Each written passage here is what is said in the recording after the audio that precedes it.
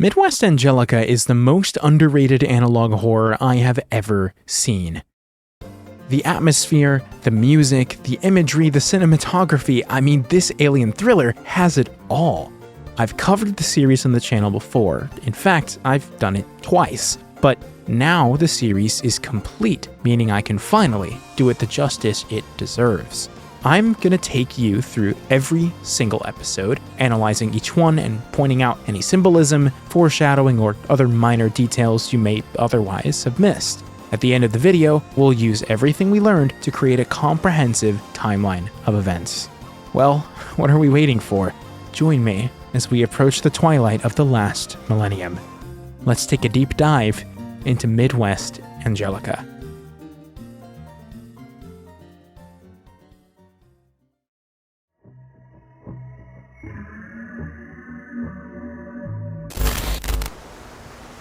On the night of December 31st, 1999, millions of people stayed awake to welcome the dawn of the new millennium. Our first episode, Call Now, is rather short, being just under a minute.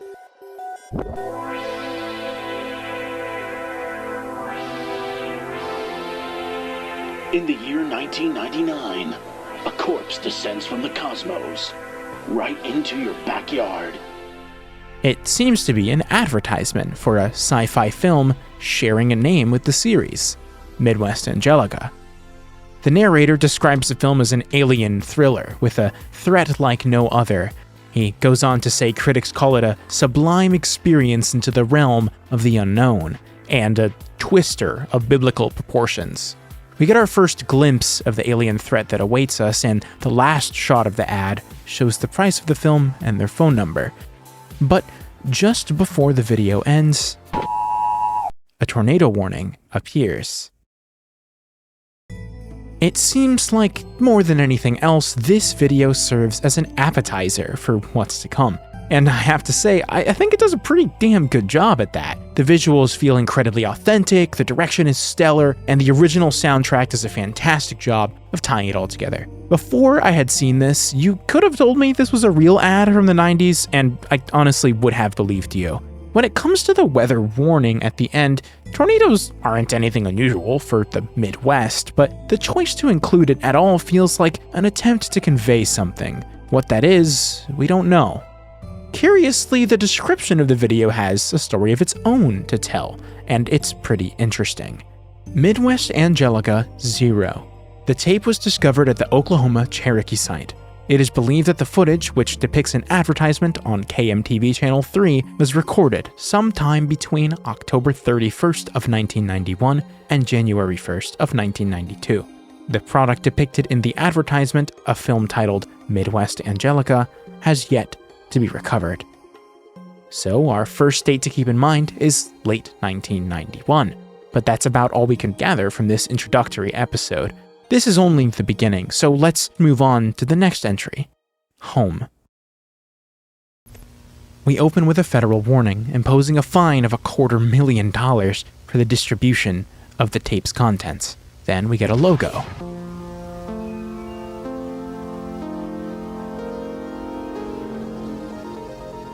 Home. Our story begins at the Glenn Research Center, all the way back in June of 1985.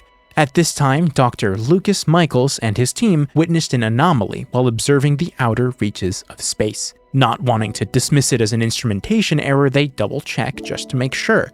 What they find is that it was no instrumentation error at all. A massive chunk of matter, 63.6 kilometers or just under 40 miles in diameter.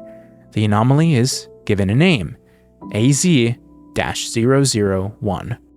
Between June and September, their bioscans determined that the anomaly was not only harboring life, but was itself alive, at least at one point. But apparently, they have reason to believe this is no longer the case, so it's just a corpse, floating through space. The next time jump is significantly longer, all the way to March of 1987. By now, they've managed to use computer simulation to calculate the trajectory of AZ-001, and they've determined that it will reach the outer edge of Earth's orbit by 1999. Due to the unprecedented situation, NASA forms Home, headquartered in Newport, Nebraska. Dr. Michaels is given the lead position within this new organization. From now on, him and his team are entirely responsible for all research and safekeeping from the public related to AZ-001. NASA plans on making contact with the anomaly once it arrives. But for whatever reason, Lucas Michaels mysteriously disappears 2 years later. His whereabouts are unknown. In August 1995, Dr. Ray O'Connor steps in to replace him as the video's narrator. As AZ-001 draws near, they can detect brain waves emanating from it, even from millions of miles away. Just after this, we get a line that reads, "Holmes' psychological research became crucial in understanding the nature of AZ-001. Then, we jump forward again to January 1999. Like clockwork, AZ-001 enters high Earth orbit, passing in front of the moon in a shot that radiates pure cosmic horror. About 2 weeks later, it enters low Earth orbit, which is much closer than before. 3 days later, a large chunk separates from the main body, dubbed AZ-001 Alpha. This visual shows atmospheric radio propagations, or the transfer of radio waves, during the separation, which makes it clear that something happened as it was separating. The phrase, "unlikely to be caused by sporadic E," refers to a relatively rare event in which radio propagation occurs due to small clouds of ionized gas in the lower atmosphere. Basically, the documentation is asserting that this reading is not an outlier, but instead is undoubtedly caused by AZ-001. Then it enters the atmosphere. It lands in Nebraska at 3:52 a.m. and the coordinates displayed on screen show exactly where it happened. We then switch to found footage with a clearance level of 1A. The recording begins about an hour and a half after the object touches down. Although the audio is difficult to make out at times, we can hear some of the things that the people in the footage are saying, and it's pretty scary. See that up there? Christ, that's huge. What the fuck did we get into? I think it's alive. I'm not getting near a fucking thing. Yeah, I'm staying far away. Then we see our cameraman putting his hand near a strange mass. Until now, they didn't really seem to understand the magnitude of what they were discovering, but that's about to change. Over the radio, the discussion has become a bit panicked. We hear something about something being in motion, and then an order to commence Operation Firebird.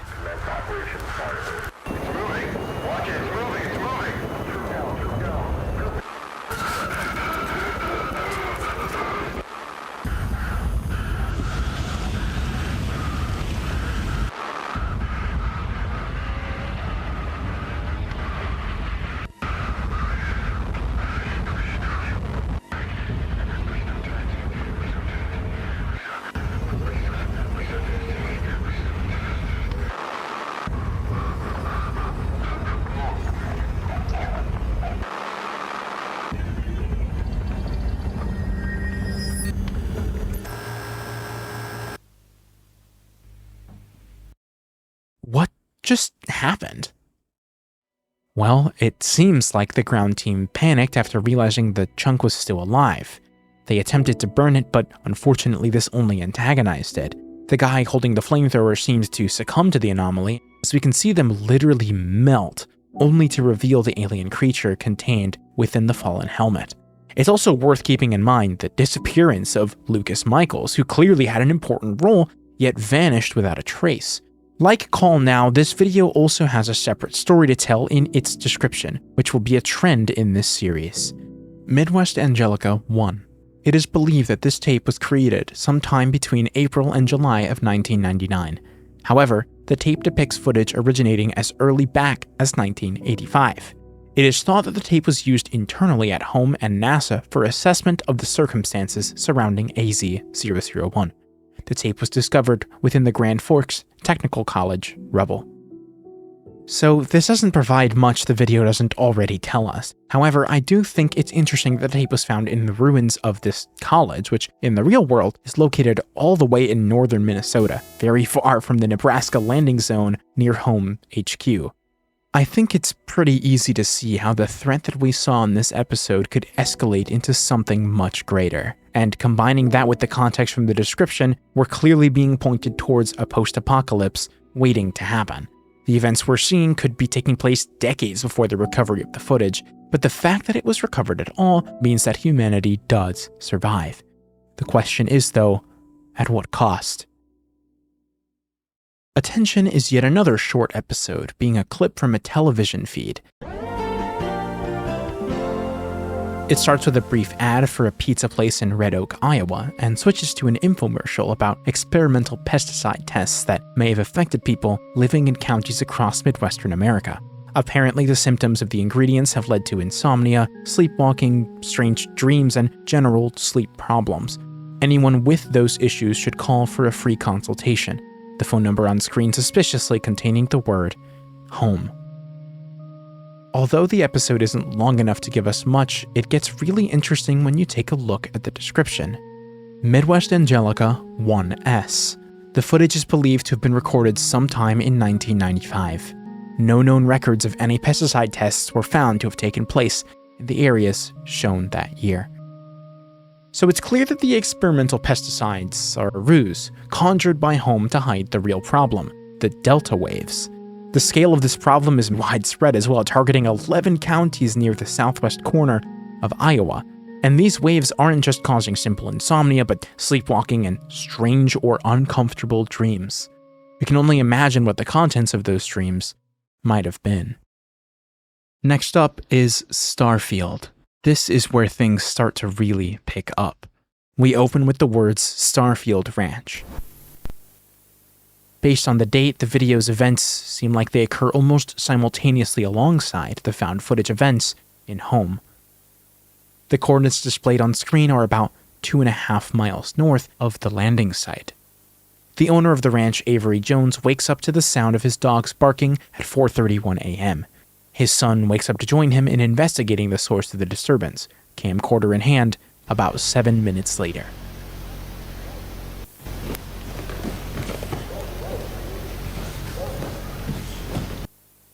Another 6 minutes passes and he convenes with his father on the edge of a wooden fence. Colin, grab Max. I'm going to get the rifle. What happened to Rocky? I don't know. What happened? Then the son is left alone. Until suddenly, something appears.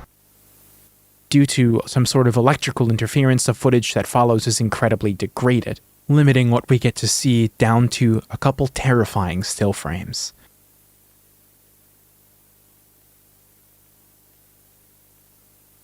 Just after 5 a.m., gunshots are heard.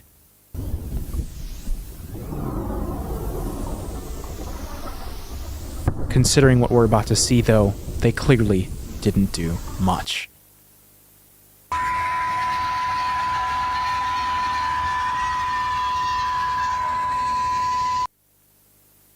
Avery Jones is assimilated.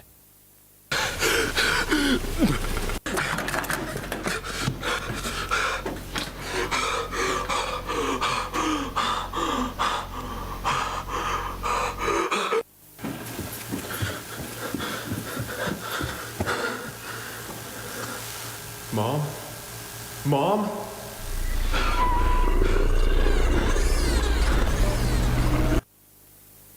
Infection.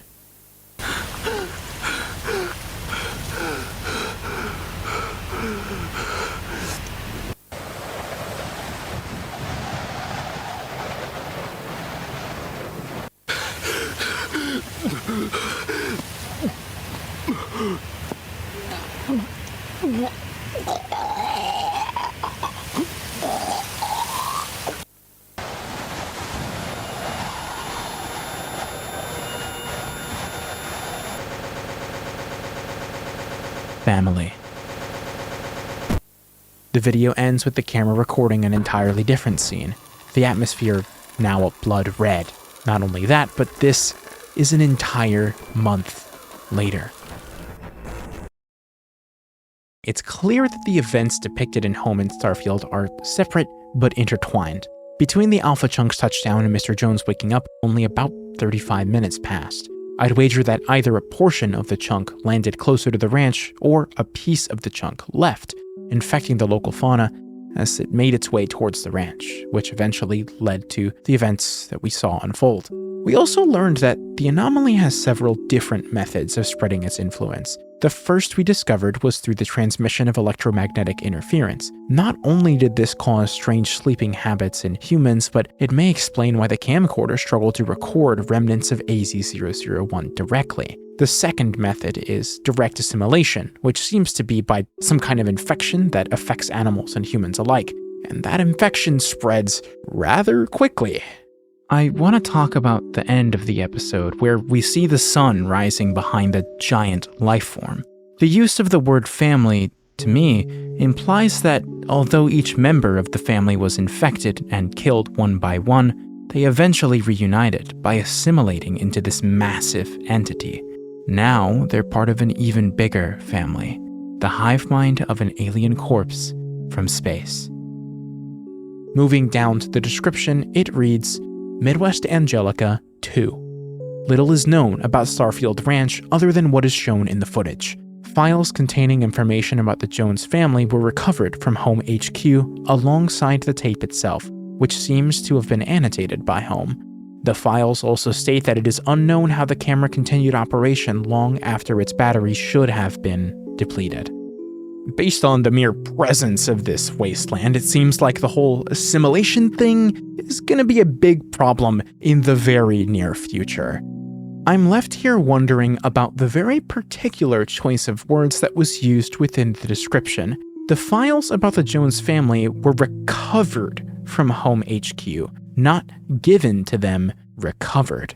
What could that mean for Home HQ? The next video is only about a minute and a half.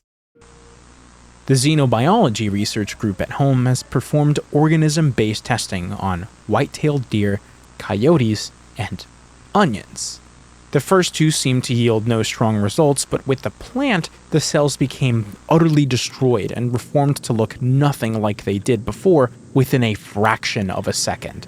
On top of that, their research has led them to believe that this infection possesses a degree of intelligence. Under the circumstances, they quickly determined that this contagion must be eliminated on site due to the threat it poses to the country. The infection has been formally dubbed STARKILL. For those paying really close attention, you may have noticed that the specific organisms included in the video could all reasonably have been found on Starfield Ranch. We definitely saw a deer, this could have been a coyote or maybe one of the dogs, and the onion is a wild card, we didn't explicitly see it. Where it gets really confusing though is in what the description has to say this time around. Midwest Angelica 2S. The tape was discovered inside a barricaded examination room in the abandoned REDOAK veterinary clinic. Despite its alleged nature, the contagion shown in the video has yet to be discovered in any form. What? You'd think something of this magnitude would be well known, yet somehow this isn't the case. To me, this implies that despite the repeated evidence of some kind of disaster approaching, Home manages to keep this under wraps the whole time. But now I'm wondering, if something of that magnitude occurs, if a bunch of people die, was that the right thing to do?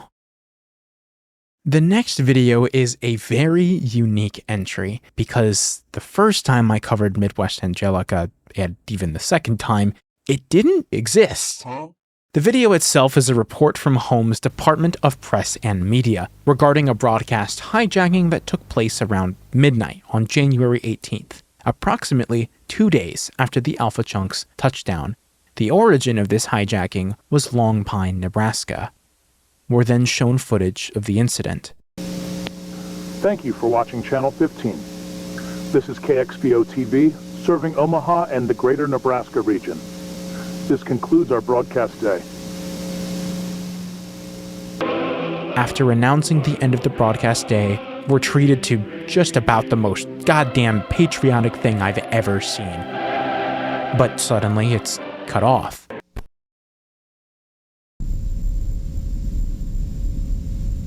They are here. The public is unaware. Government is hiding it. Prepare now.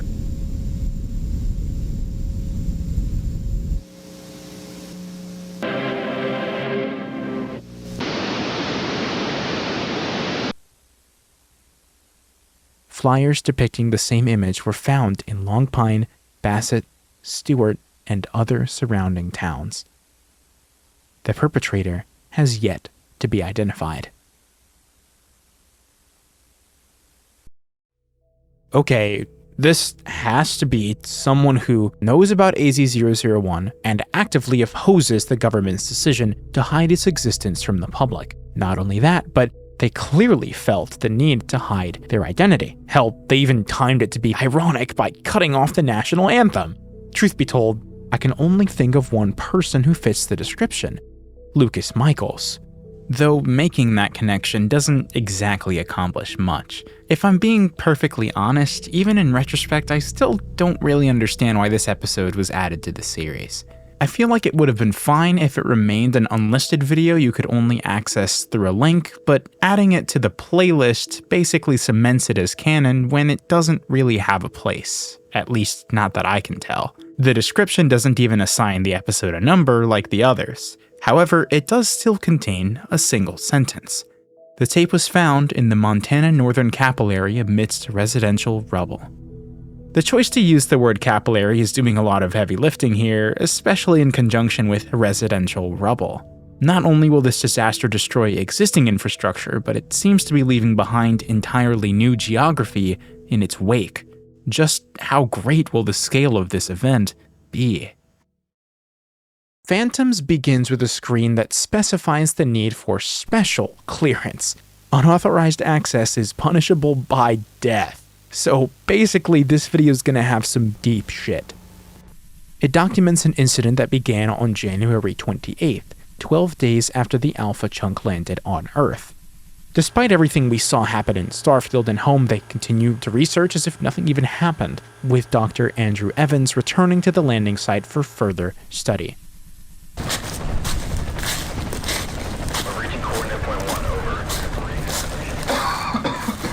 And we can hear the doctor coughing.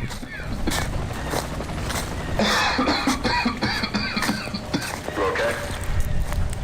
I'm fine. He claims to be fine, but we've seen this before. I want this area marked, just for sample collection. On it. Marking area, over. That's all we're gonna need.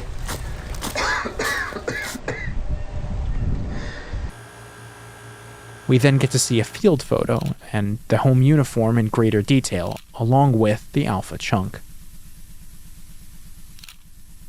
He then returns to Home HQ. We're then presented with a scenario recreation, with a familiar name appearing once more: Dr. O'Connor. Evans places the new samples in storage, then takes, apparently, a really long time to obtain a container to refill the water cooler. Then he dispenses 2 cups of water, offering one to Dr. O'Connor. Hey, I brought you some water. Thought you might have wanted a cup. Thanks, Andrew. Were you able to get the results you wanted?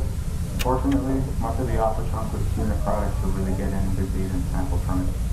Likely have to find some alpha chunk connected to the main body of AZ-001. Sorry to hear that. I think I might be able to get you the new data you want once you figure it out. So I'll have to get back to you tomorrow on that. That's alright. We can discuss more about it tomorrow after the meeting. Not even 10 minutes later, Evans exhibits what the video describes as unusual behavior.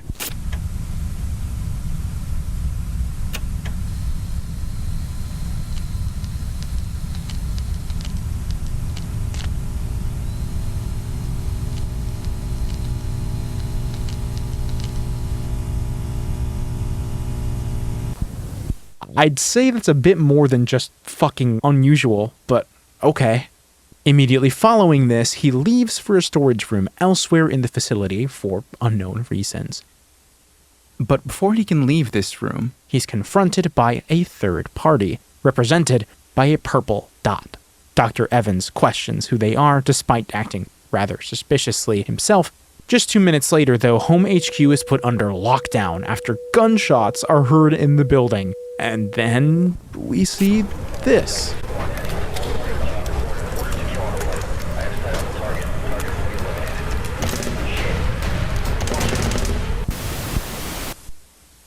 Target terminated.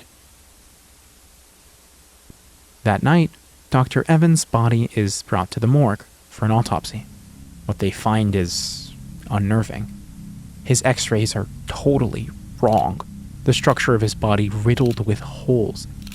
And that's not even the strangest part, because his death is ruled as an assassination by a third party. Dr. O'Connor disappears and a vial of AZ001 samples goes missing. End of report. Well, this video has some wild developments. It seems that Dr. Evans was infected before we were even introduced to him. His coughing in the audio alludes to that. And considering his behavior, the STARKILL was clearly directing him to spread the infection, and his chosen method was poisoning the office water supply. I'd wager that giving the water to Dr. O'Connor directly was likely a targeted attack due to his high position as head of psychological research. However, why he disappeared following the incident is a mystery. In my opinion, the most fascinating part about the episode is the unidentified purple third party. This third party appears to execute organized military action, and the timing of their infiltration is remarkably convenient. They got there probably moments before Dr. Evans would spread the STARKILL even more. It's almost as if they knew. Per usual, the description offers some neat insight as well. Midwest Angelica 3. The footage on the tape documents an event believed to have irreparably impeded Holmes' ability to safely study AZ001. The tape was found inside an underground bunker 12 miles west of Lincoln, Nebraska. One wall within the bunker was painted with a logo similar but not identical to the logo used by Home. Damn, they really know how to keep us on our toes. It is unfortunate that this message is practically confirming that Home never recovered from the seeds that Dr. Evans has sowed, which really makes you wonder what's going to happen to their research. But the craziest part is the mention of another Home logo distinctly separate from the one we're familiar with. But never mind that. In due time, these revelations will feel so obvious that you'll forget they were ever a mystery. What I really want to know right now is, where the hell is Ray O'Connor? Bulletin begins by showing off the program schedule for a public cable network on January 30th. The Long Pine Midwest Church invites you to their weekly service on Sunday, January 31st, from 11 a.m. to 12:30 p.m. The service will also be televised on this channel for those unable to attend in person. The Long Pine Midwest Church would also like to extend their gratitude to the following individuals for volunteering to assist in this weekend's service: Diane Briggs, John Carlisle, Lindsay Chatfield, Paula Horowitz, Aaron Mathis, Ray O'Connor. Well, our missing doctor has appeared at the Long Pine Church, in the same town from here, and unless he just really loves Jesus, I think he has some plans for the place. The description says, Midwest Angelica 3S. The broadcast shown was believed to have aired sometime during the week of January 25th, 1999. The tape was found alongside another cassette in the collapsed remains of a house in Stewart, Nebraska. Huh. I wonder if we'll see that other cassette. Anyways, I bet you want to know what Dr. O'Connor's planning to do with the church, right? Well, let's find out. The next entry in the series is titled Azazel, and it opens with a frame telling us that the following footage is property of the Long Pine Police Department. Although the archive is from February 20th, the tape itself depicts the final moments of Sam Page and Andrew Webster on the night of February 11th. This is a week and a half after the January 31st Sunday service. The reason for the tape's existence is to attempt to ascertain a proper cause of death for the two officers. On February 8th at 12 a.m., a missing persons PSA airs. Don't try that again. Why doesn't he come? I've got everything all figured out. Top to bottom, smooth as silk. Everything's falling apart. Can't trust nobody, nothing. But the film is interrupted, and we see some familiar names. John Carlyle, Aaron Mathis, David Rhodey, and Sarah Withrow, but notably, it does not include Dr. O'Connor. The missing persons have yet to be located. At 9:35 p.m. on February 11th, the Long Pine Police Department received a 911 call from an unknown caller ID. 911, please state your emergency. I'm at 876 Pine Lane in Long Pine, right next to the church. And I can't really say for certain, but there's some kind of sacrifice going on. Okay, we'll be right there. Could you elaborate, please? Yeah, it's a human sacrifice. I hear screams. It seems to be like a pagan ritual or something of the sort. Okay, just hold tight. We'll be right there. Please stay on the line. Officers arrive at the scene.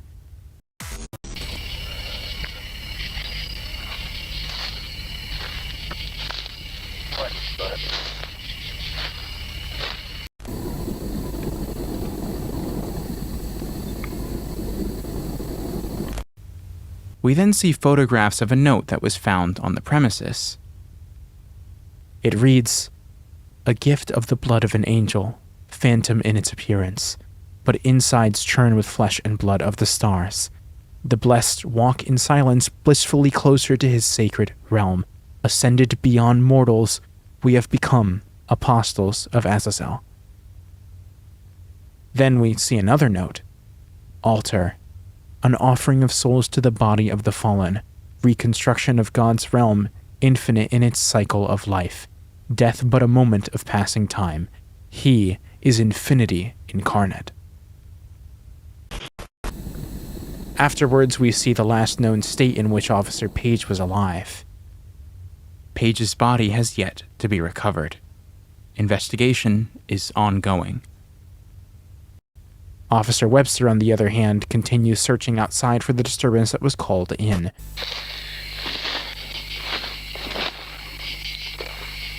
He stumbles across a clearing in the tree line and sees a massive silhouette towering above him.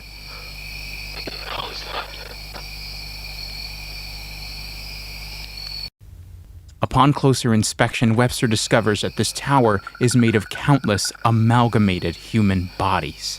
The officer's body cam even captured their faces, still moving. Later on, Webster becomes increasingly paranoid, believing he's being followed.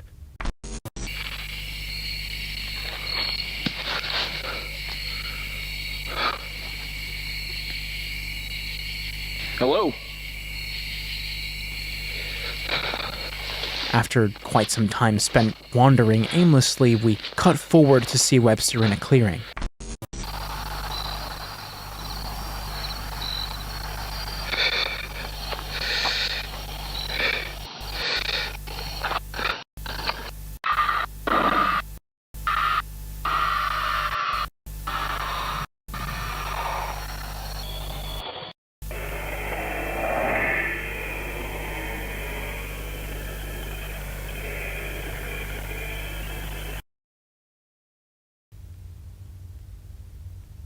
The man seen in the footage has yet to be identified. Officer Webster's body was found in a redacted state, with the cause of death still unknown to the police. This is because unmarked military personnel arrived to retrieve the body, and they confiscated much of the footage that was recorded. Among them is CIA agent Robert Spencer, who threatens the police, forcing them to keep quiet and taking command of the area. The families of the missing persons and the two officers have their closure taken from them. And just like that, the video ends. So, after fleeing Home HQ, Dr. O'Connor infiltrated the church to infect even more people with the STARKILL virus. From there, the group that emerged organized sessions of pagan ritual to construct what the note referred to as an altar, a tower made of human sacrifices. They call themselves Apostles of Azazel, which conveniently matches the AZ and AZ001. What a remarkable coincidence. In biblical lore, Azazel is generally depicted as a fallen angel responsible for introducing forbidden knowledge to mankind. Funnily enough, this interpretation was popularized by the Book of Enoch, which is an offshoot that isn't widely recognized as canon. This makes it all the more ironic that the hiding location O'Connor, or perhaps Azazel, chose was a Christian church. It's as if the anomaly is openly mocking our idea of divinity. Continuing the trend of checking out the description, the passage in this video reads, Midwest Angelica 4. The tape is the second of 2 cassettes found in the collapsed remains of a house in Stewart, Nebraska. Most buildings in the Long Pine ruins were found to be destroyed, with a large crater discovered near the site of the former church building. The circumstances surrounding the crater's formation are currently under investigation. Stages is another short entry in the series, and it marks the conclusion of Act 1. In this tape, Home identifies every stage of the STARKILL infestation that they know of as of February 23rd. This information requires top secret clearance, so it seems like a pretty big deal. The first stage is Sustenance Hunt, in which the STARKILL attempts to absorb large quantities of biomass to sustain itself, preparing for subsequent stages. The second stage is Intelligence Accumulation, where it searches for the most intelligent immediately available host in order to assimilate it. These 2 stages explain the behaviors seen in both Starfield and Phantoms. Stage 3 is Self-Replication, where the STARKILL grows large enough to form specialized biomass hubs, made with the intent of producing new life forms. We saw this with the altar in Azazel. However, it's possible for these to grow far larger, which produces larger life forms. These are called temples. A 4th stage is hypothesized, but this relies on an unknown worst-case scenario where a critical mass point is reached. Based on the available data, Home predicts the STARKILL network will grow to this size within a year.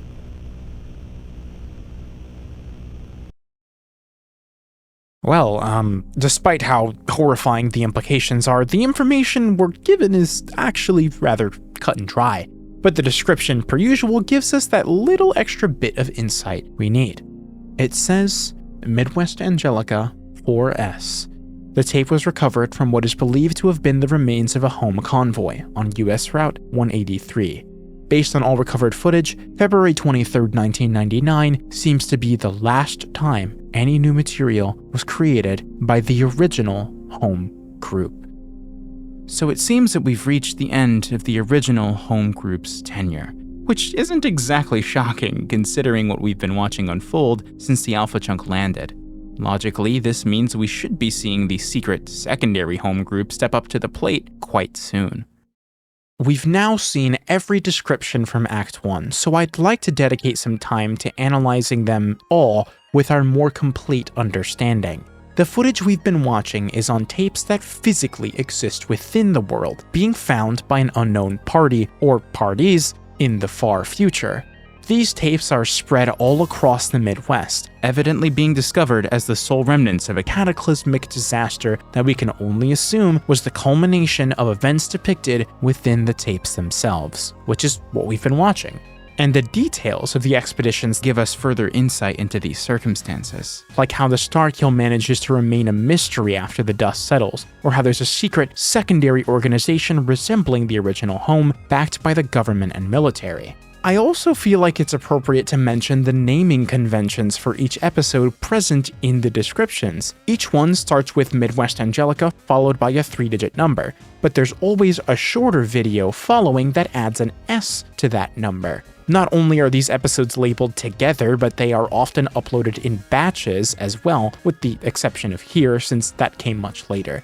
and this pattern is indicative of a deliberate storytelling structure. For example, Home, which is 001, introduces the concept of AZ-001, the brainwaves, and the psychological research. And 001S clarifies that these brainwaves could be causing unusual sleep issues in the population. Starfield 002 introduces the pathogen and the assimilation process, which 002S Starkill clarifies. The story will introduce a new concept for it to play with and further expand on it in the next entry before starting the cycle all over again.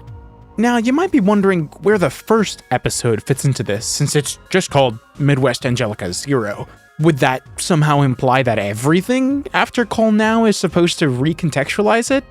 No, that would be silly. Anyways, if you thought we'd be moving on to Act 2 now that we're done with Act 1, unfortunately, you'd be wrong. Because first we have to go through the interlude, which, if I may add, is probably my favorite part of the series. So without further ado, let's move on to Easter.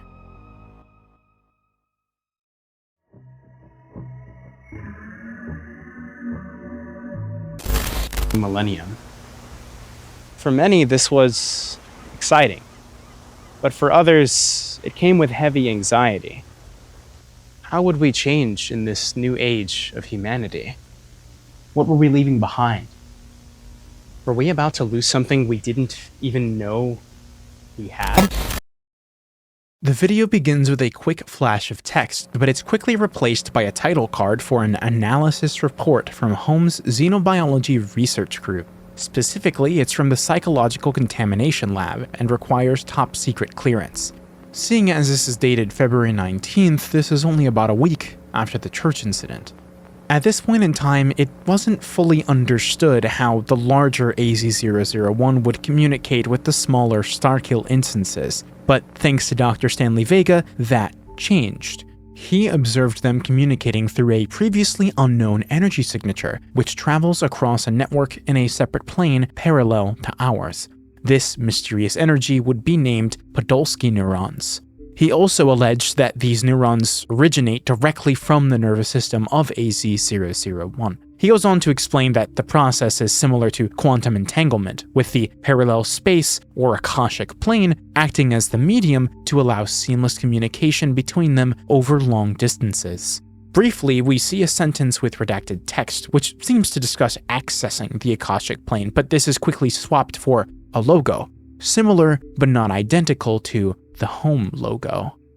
We proceed to documented Akashic interaction tests performed about a month later on March 15th by Dr. Vega himself. He was born June 7th, 1958 in Chicago, Illinois. His home ID is 276596736. The baseline phrase to remember is present day, present time. The trial involves samples of the Podolsky neurons being directly inserted into the spinal cord through a neck incision. We can gather that this is an attempt to connect the human nervous system to the Akashic plane directly. Throughout the 3 tests, we get to see Dr. Vega's facial expressions lit by green light.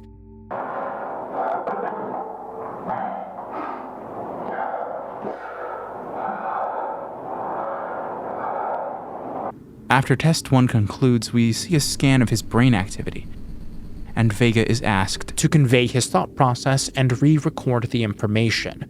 Shockingly, though, his memory changes. He shifts his birthday back by exactly 12 years and records his home ID as a different number entirely. After this, we're told the participant continues to believe that the test is a screening for infection. That's odd. So he's not doing this willingly? In the second test, Vega is visibly agitated, breathing heavily and making grotesque noises and facial expressions.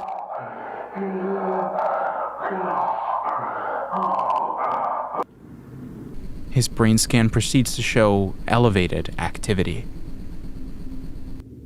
Afterwards, the information is radically altered. He now lists his name as John Carlyle. Date of birth, April 10th, 1946. City is Long Pine, and the home ID is now an address, 21 East 4th Street.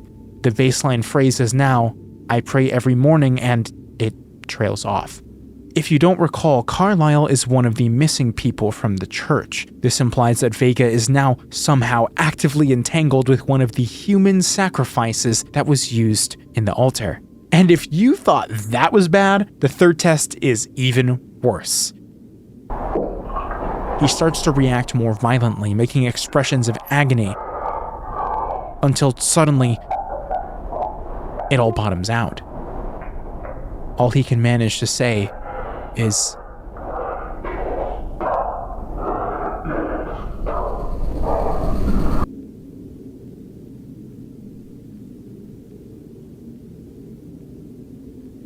Dr. Vega's vocabulary has now been limited to the word Easter. The video closes with us being shown the Akashic Interface Probe prototype, a device which very well may have been developed at the cost of Dr. Vega's sanity. In the corner, we see a watermark that reads, Home Delta. Alright, yeah, that was a lot. So let's start from the beginning.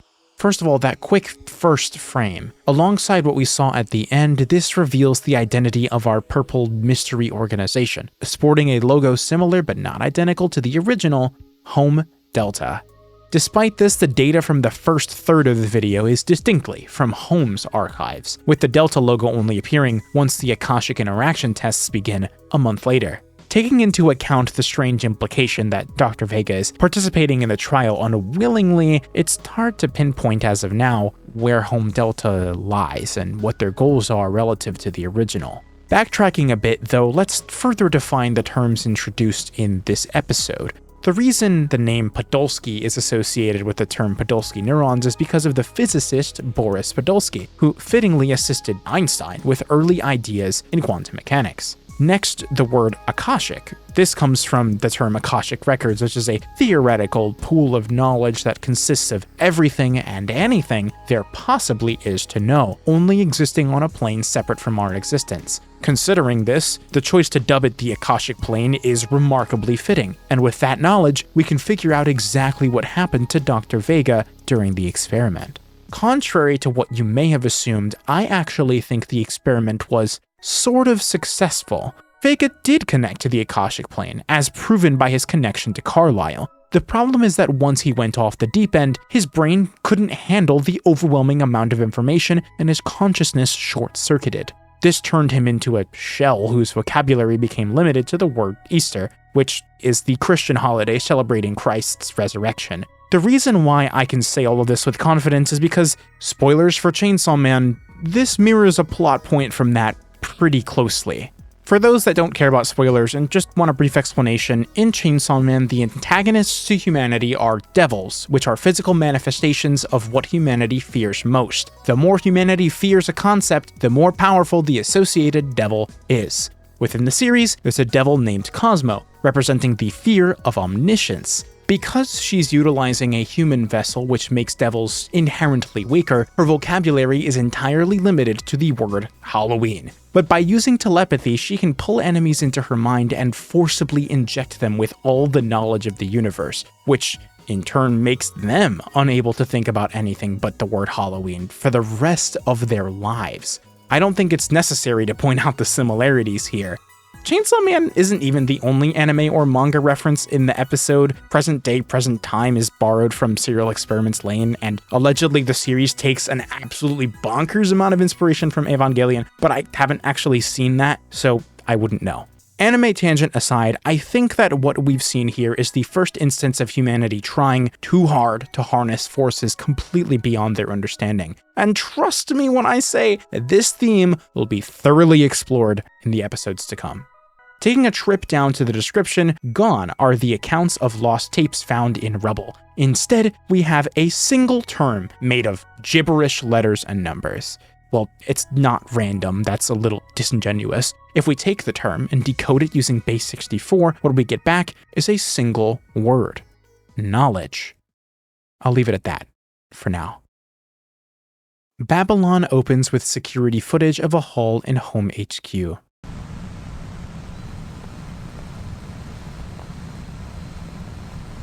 It cuts away to text that reads Babylon Project, along with the Home Delta logo.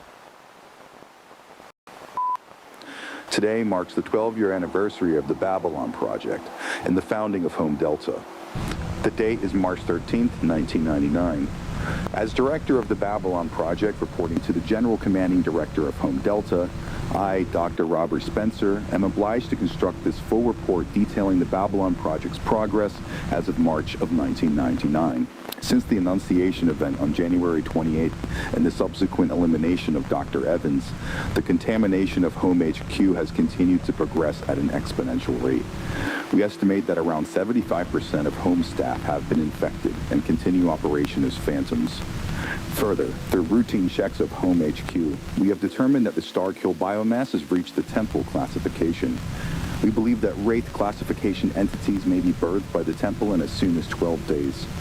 My recommendation would be to gather the final samples for research and begin Operation Homebound promptly.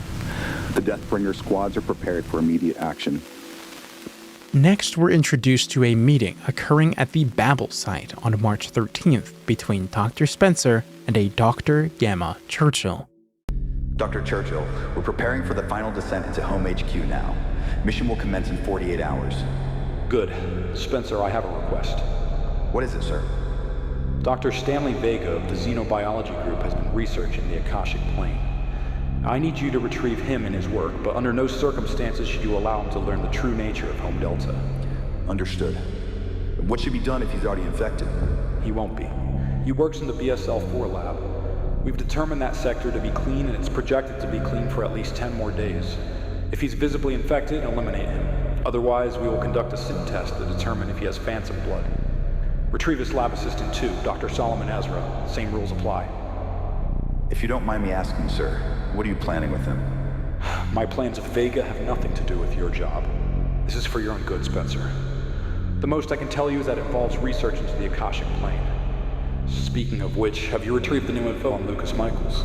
Yes, I have. It's in the data room. I think you'll be interested in our findings. We're not sure what to make of it yet. Good. I'm looking forward to it. When you return, we'll run the SIN test at Nazareth site and continue operations as planned. We're on schedule. Understood. And for Operation Homebound? It will commence April 4th. We cut forward to Home Delta's infiltration of Home HQ. Churchill, do you read? On the line, over. Bravo team, follow Officer Rico to the Temple for final sample collection. Charlie team, follow me to BSL lab for hostage retrieval.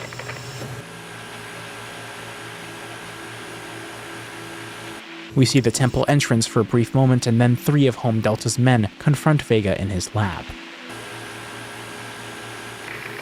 Dr. Vega, we've identified a potential risk in the BSL labs, required to be taken to the quarantine zone for a mandatory screening for infection. I understand that it's protocol, but this is the highest safety level lab at home, and there shouldn't be any risk of cross-contamination in the last 2 months. Regardless, we still have to take you to quarantine. Where's your lab partner, Dr. Ezra? He was transferred back to the main facility. That's okay. We'll pick him up along the way. Bring your research materials and maybe place in quarantine for a few weeks. We jump once again to their SIN tests being performed, starting with Dr. Vega. The way the test works is actually quite simple. The proctors ask questions and gauge the way the subject responds. That being said, here's the first question. It's Christmas morning and you're with your family. Your wife hands you a wrapped gift. What do you do next? Well, of course, I'd thank my wife and open the present, carefully unraveling the ribbons, and then I'd probably give her a hug. Next question. It's early in the morning and you see a UFO in the sky, illuminated by the light of dawn. What are you thinking? I'd probably be a bit confused, but I'd probably think of it rationally. Could it potentially be a balloon, a plane, a helicopter? A UFO implies that it's merely unidentified. It could be entirely prosaic. They're clearly searching for intuitive human responses, making sure they don't feel unnatural or off in any way. Every response given by Vega is to be expected, based on human logic and empathy. He's clean. Now, on to Ezra. Dr. Ezra, are you familiar with the SIN test? Yes, I am. All right. As you know, I'm going to be asking you a series of questions. Answer them truthfully. At the end, we will be able to determine if you are infected or not. Let's begin. First question. You work at a competitive company. The promotion comes down to either you or your coworker. What do you do? I would work hard and try to beat him. I would think, why should he be the one to get a promotion? I, of course, would be the one doing the work. He was just lucky. Next question. You see a man and woman embracing each other in a field. There are white clouds dotted against a blue sky. What are you thinking in this moment? I don't know. I'm not sure. Why would I be in the field? But what purpose does it serve?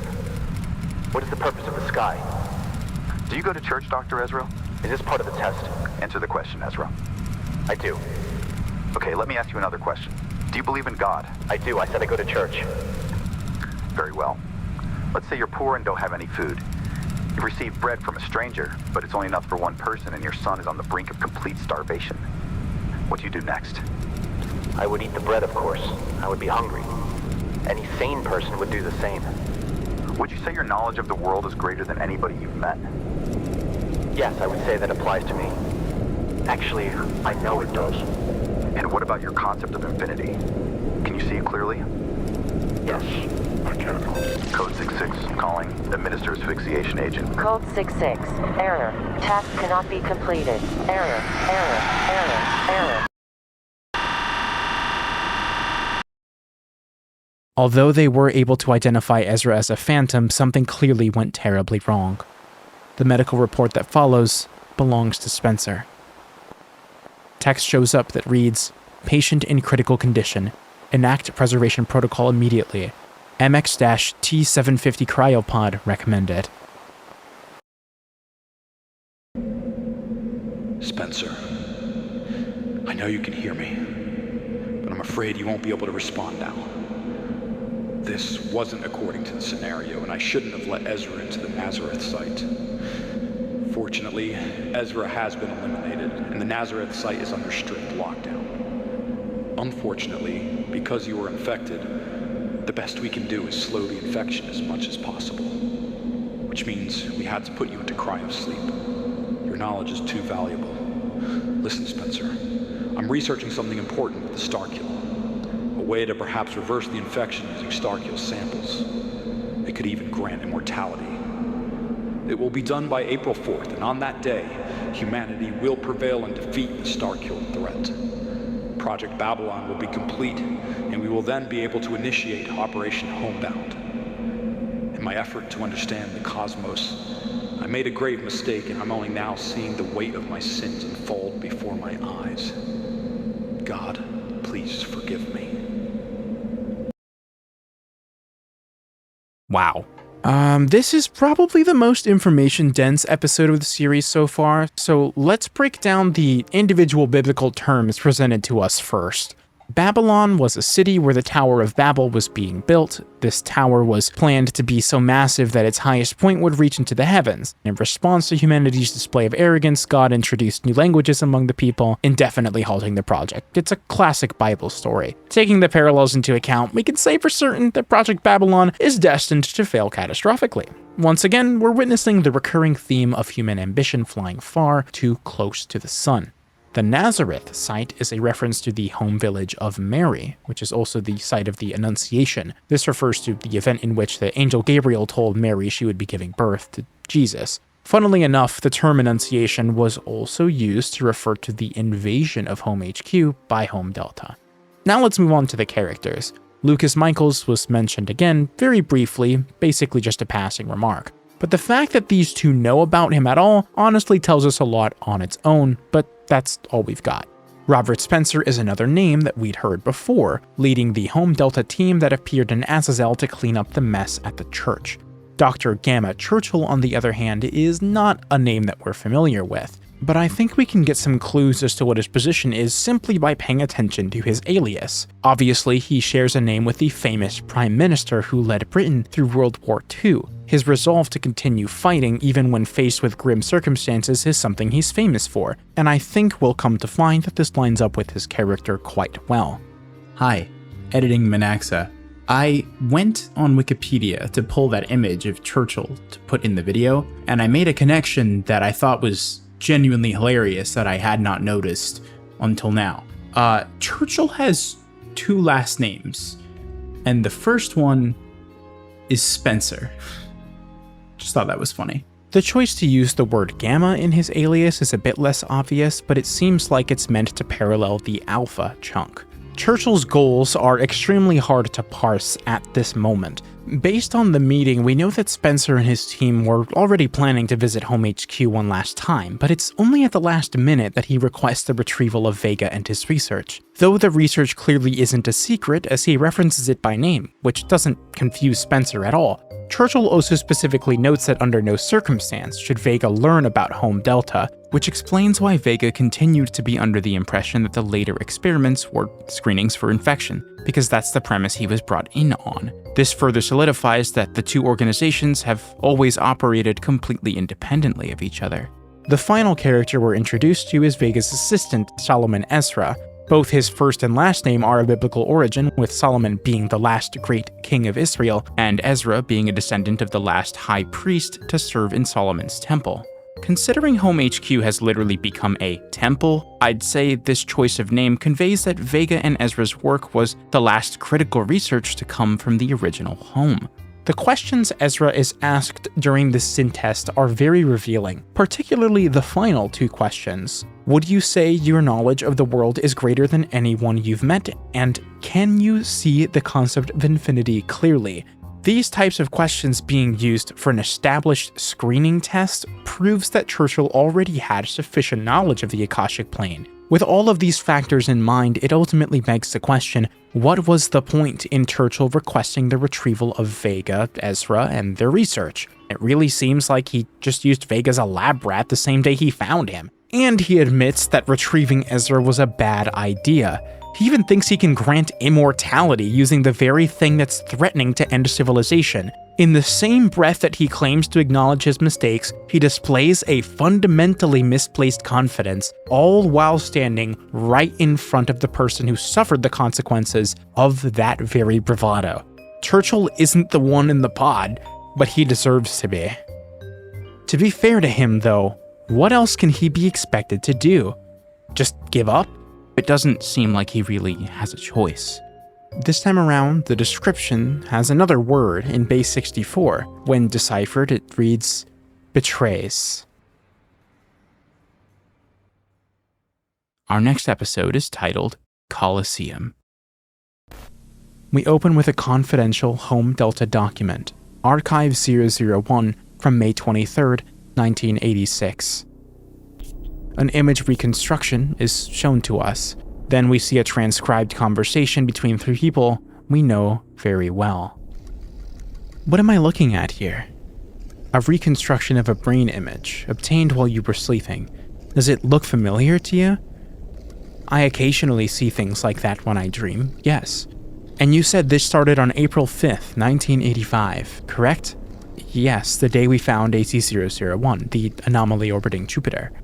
About that, do you believe it has any correlation to these dreams? I'm really not sure. The rational answer is no, it does not.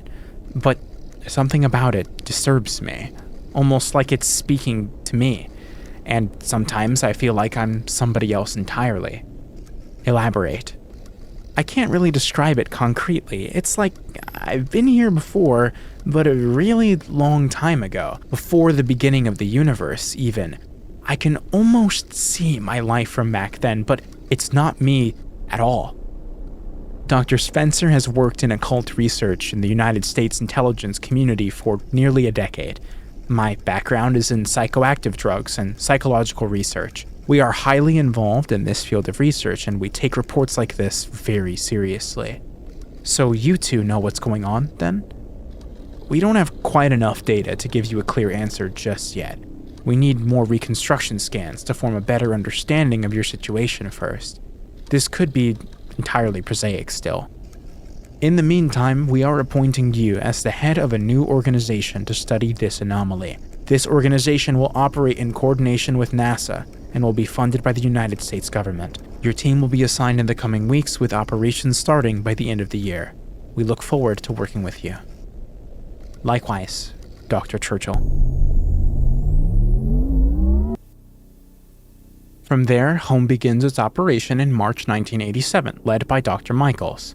and around the same time, Home Delta kickstarts its operation, led by Spencer and Churchill. Lucas Michaels is never made aware of the existence of Home Delta. We move on to Archive 002, this time from February 7th. In it, we see a presentation given by Churchill about Project Babylon. AZ-001, or the Starkill, whatever you wish to call it, is a collective hive mind. It's one singular organism. It's all connected, and it speaks to itself telepathically. What might have appeared as the rotting organs of a once-forgotten deity has now shown its true colors in the form of a highly advanced singular organism comparable to a supercomputer. Through this network we're calling the Akashic Plane, which we've derived from the anthroposophic theory of the Akashic Records, AZ-001, the evolved god, can contain and process memories of everything that it has ever assimilated. As such, its intelligence and wisdom is beyond comprehension. It is an evolved life form, to put it simply. Humanity in its current state has no way of even entertaining the possibility of a fair fight. AZ-001 is simply better than us on all fronts. That's why we began Project Babylon here at Home Delta. And that's why we're prepared to level the playing field by bringing humanity to its next stage of evolution, using the Starkill's own biological framework. Evolution has been the mission of Project Babylon since the very beginning. But now, thanks to the results of the home experiment, we've gathered enough data to begin the first tangible steps of this artificial evolution of humanity. Archive 003 is from February 26th, and it's labeled as the Deathbringer Training Overview. We see schematics for a Deathbringer suit, a cyber-enhanced Starkill reanimate, and the Coliseum site, Home Delta's advanced training facility in Columbia, Missouri. Then we get to see footage from this training.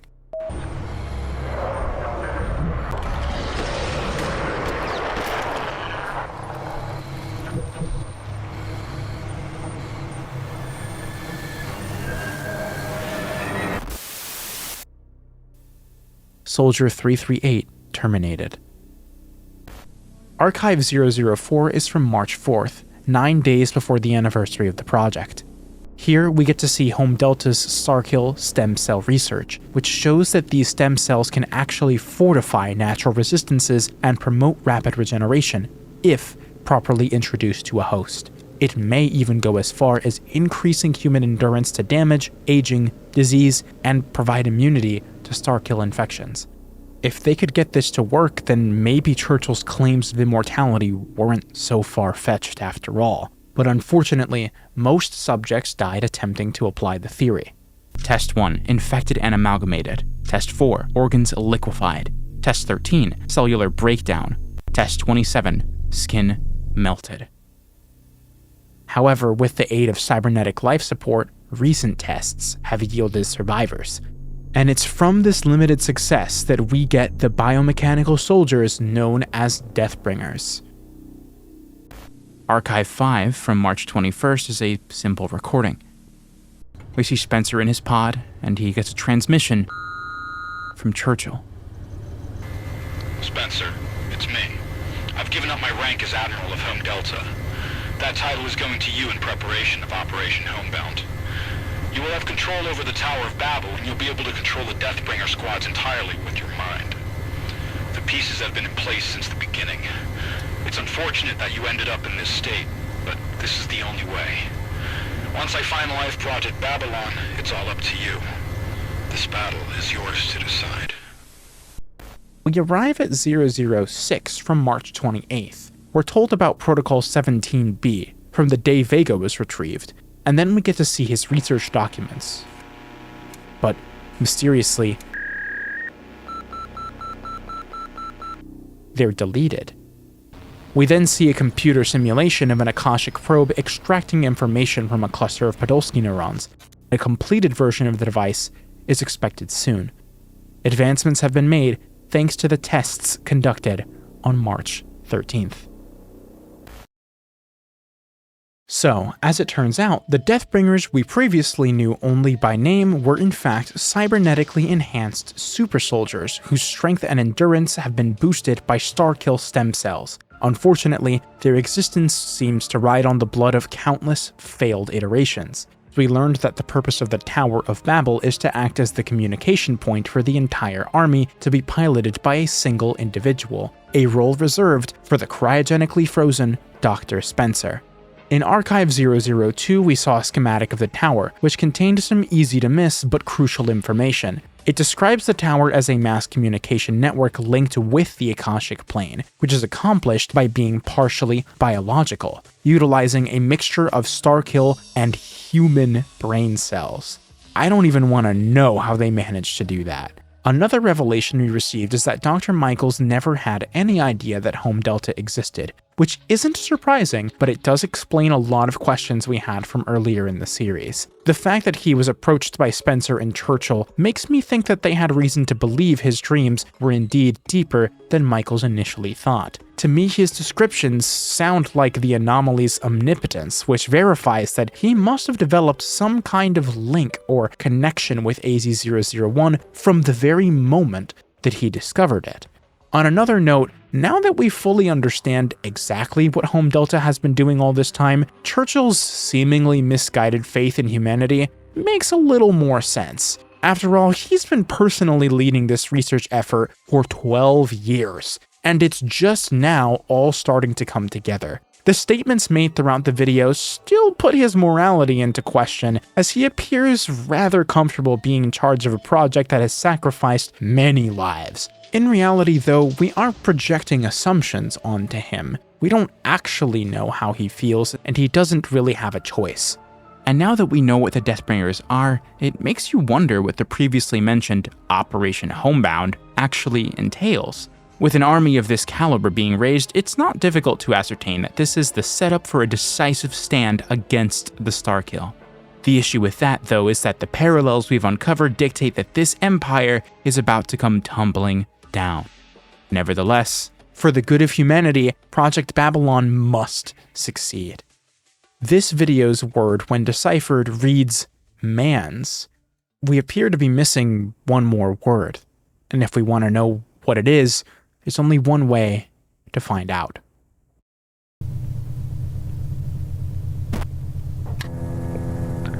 My name is Dr. Gamma Churchill.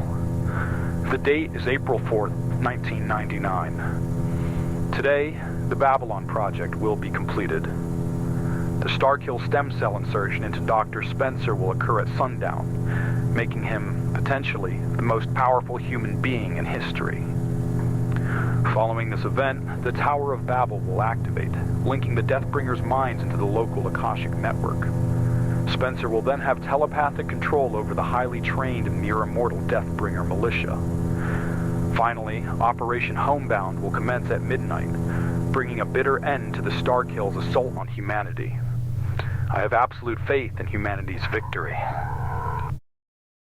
After Churchill's rousing speech, we get to see the catalyst initiation from the perspective of several security cameras. Dr. Aaron, keep monitor 4 on the main screen. We're waiting on the all clear for insertion. Roger that. Then we see the needle's point of view as it slowly lowers towards Spencer's spine. 15 seconds. Clock is running. On my command, begin the insertion protocol. Ready. T-minus 5, 4, 3, 2, 1. Mark. Catastrophic energy spike detected.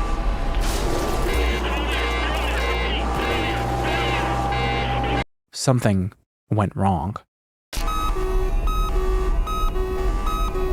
Spencer's gone. Aaron, we need to abort the mission. It's done. Babylon failed. Yes, sir. This might be our only hope. Let's go. They find themselves now faced with the task of fleeing a facility that is actively being overrun by the Starkill. Aaron, there's not much we can do about it now. Come on, let's keep moving. As Churchill and Aaron sprint across a field on the outskirts of the facility, the sky blankets the entire landscape in a blood-red hue. They've managed to escape immediate danger, and they have the Akashic probe in their possession. As the cameras turned around, we see the entire tower be assimilated against a sunset backdrop. They flee to a secure bunker at a classified location. Once inside, we see Churchill sat down in front of various devices, and he explains that he's attempting to intercept the Akashic signal to spy on orders being given to the Deathbringers. He also clarifies that he's the only one who knows of the bunker. He had it built for the worst-case scenario that we find has come to pass. In the meantime, he gives Aaron the job of processing video logs, as Churchill intends to compile evidence to deliver directly to the Pentagon. Churchill succeeds in tapping into the plane, but it's in the Starkill's native tongue, making it indecipherable. However, the Akashic probe was made to fix that very problem. Time 0. No surviving eyes. Restart. 30 moon. West. April 13th. The Starkill is probably planning on faking Operation Homebound. Churchill, I have found you. You are careless. I find it humorous how you continue to poke at the sleeping bear, yet you feel fate like the plague. A sad specimen, unable to comprehend your limitations. I must remark, the toys you left me give me great delight, as if to look upon a child's crude drawings. They are almost completely useless, save for the creation of a veil to act as a magician's toolkit. A veil to match the truth to your governing body. Once your toys have served their temporary purpose, they shall be discarded. I'm sending some to you now as a parting gift. I do hope you enjoy your own creations. Best of luck to you, from Admiral Nero. In a panic, Churchill attempts to set up a quick signal jammer to delay the arrival of the Deathbringers, telling Aaron to grab the guns and load the car.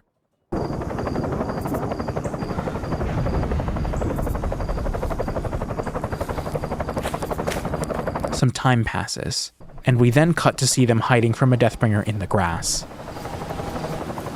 They're here.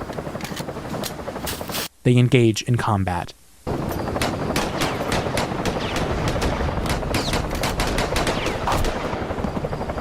Then, they flee the scene.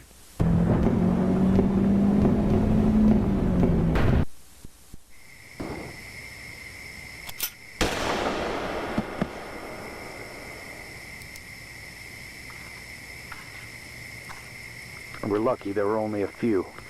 The jammer must have confused them. Aaron, your name will now be Fakebringer. Your mission will be to infiltrate the Babel site and relay any information regarding the Starkill's plans. The suit will protect your biosignature. From there, we will begin our retaliation. Sir, I'm willing to die for humanity. May God bless you. Project Babylon log, April 8th, 1999. I'm in a secure location. No transmissions in or out.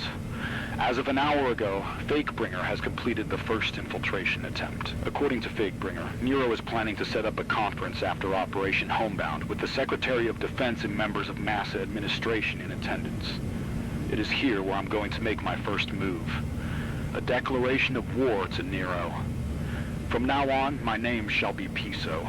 Nero will know what that means. The rage I feel now is debilitating. Maybe it's my dying spirit, grasping for the last remnants of humanity within me. Or maybe I'm just hiding from fear.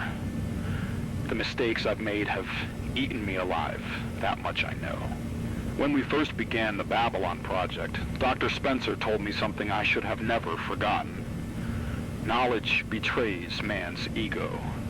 And now, the knowledge I've gained from losing everything has made me realize how powerless I am in the face of infinity. Yet I continue, unaware of the fate that may be bestowed upon me. I don't believe God can save us now. Only the tenacity of humanity's everlasting soul will have the courage to prevail. Knowledge betrays man's ego. This is the phrase that has been slowly revealed to us throughout the interlude, and it beautifully captures the primary theme of Midwest Angelica. We know based on Churchill's presentation that he was acutely aware of the fact that they could never match up to AZ-001's intelligence, but his ego, a reflection of humanity's tenacity, just wouldn't allow him to give up. At this point, it has become impossible for Churchill to ignore the suffering that he's caused. The Starkill even calls him out directly, labeling the Deathbringers as useless toys, and bashing him for fearing fate despite being directly responsible for the deaths of many. And almost like clockwork, he repeats the same mistake. He places the burden onto Aaron, avoiding the personal responsibility of fixing the problem that never had to happen in the first place. I mean, let's be real for a second. Did we really think giving an infected guy control of a superhuman army was a good idea?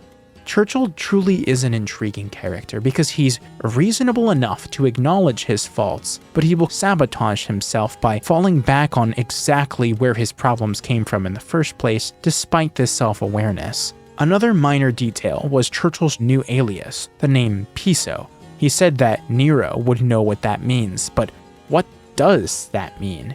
The names Nero and Piso come from Roman history. Nero was a Roman emperor who people weren't exactly huge on, so Piso conspired with some others to assassinate him towards the later years of his rule, but Piso was unsuccessful, and if this is anything to go by, I have a bad feeling for what will happen next. Will Churchill be forced to face the consequences of his behavior with all this blood on his hands? I'd say it's only a matter of time. Nero is the final episode of Midwest Angelica's interlude. It solely consists of a report from Fakebringer from April 9th, following his successful infiltration of the assimilated Babel site 2 days prior. Amongst the findings was a file containing data concerning Spencer's assimilation and subsequent transformation, known as the Rebirth event. This resulted in a collection of Starkill biomass that surpassed any previous record. The Central Intelligence, using Spencer's mind as a base, has gained the ability to mimic human speech, calling itself Admiral Nero. We get to see a graphic depicting the transformation, which transpired over the course of just 4 seconds.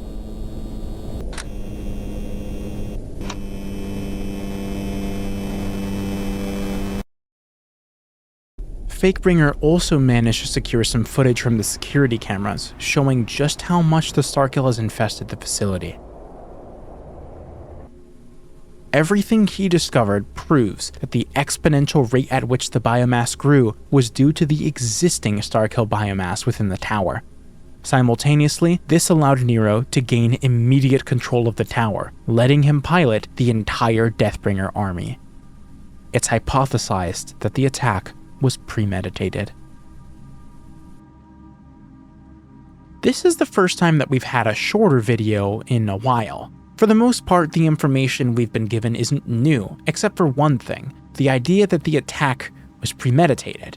Honestly though, this really isn't all that shocking. Churchill has been consistently underestimating the Starkill. It's smart enough to have known the activation of the tower would be a valuable opportunity, and it certainly took advantage of it. This time, the video's description is blank. There's nothing else for us to see. So, let's move on to Act 2.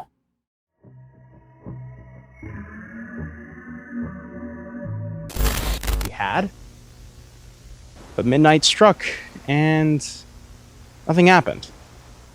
Time moves on, whether we want it to or not.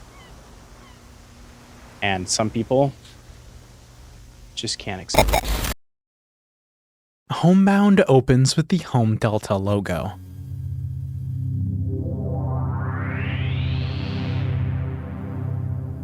We learn this tape is top secret and meant solely for the eyes of Home Delta Command, with approval from Admiral Nero. Operation Homebound. Operation begins April 13th, 1999. We see the Deathbringer standing at the ready 8 minutes before midnight. Home HQ is determined to be fully assimilated. And at 12:01 a.m., the bombardment begins. A giant Starkill creature emerges from the blast, but it's hit again, obliterated.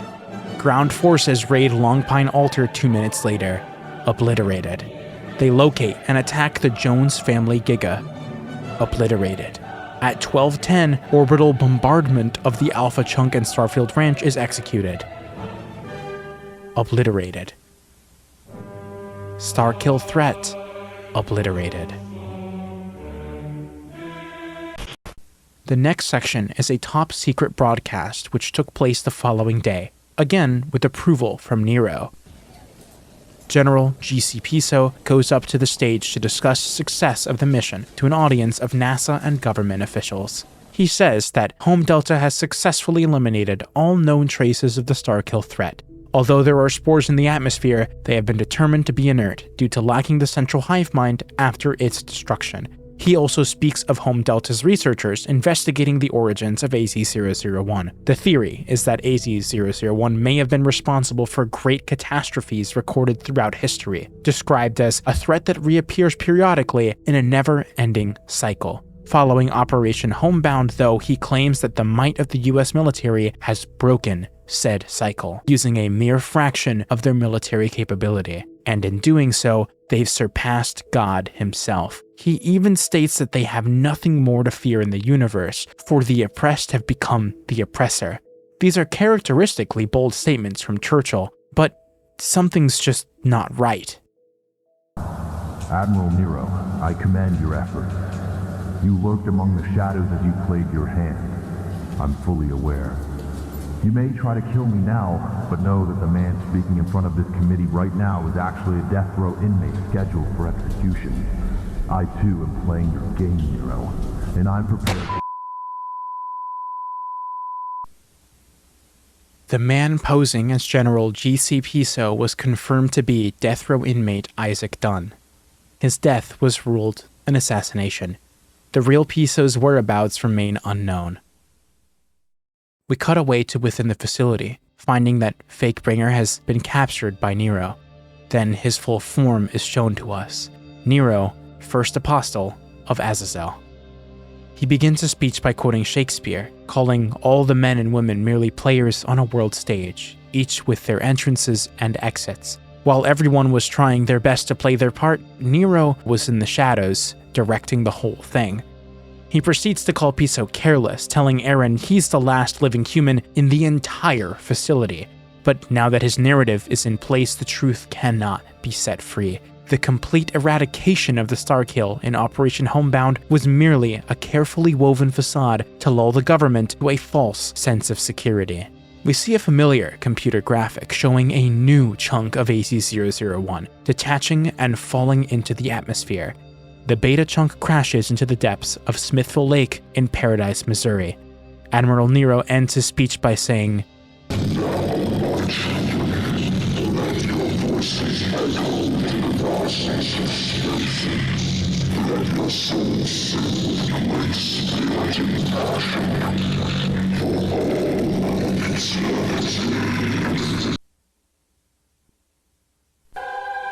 As the orchestra flares up once again, we see Fakebringer's helmet and spine suspended in the air.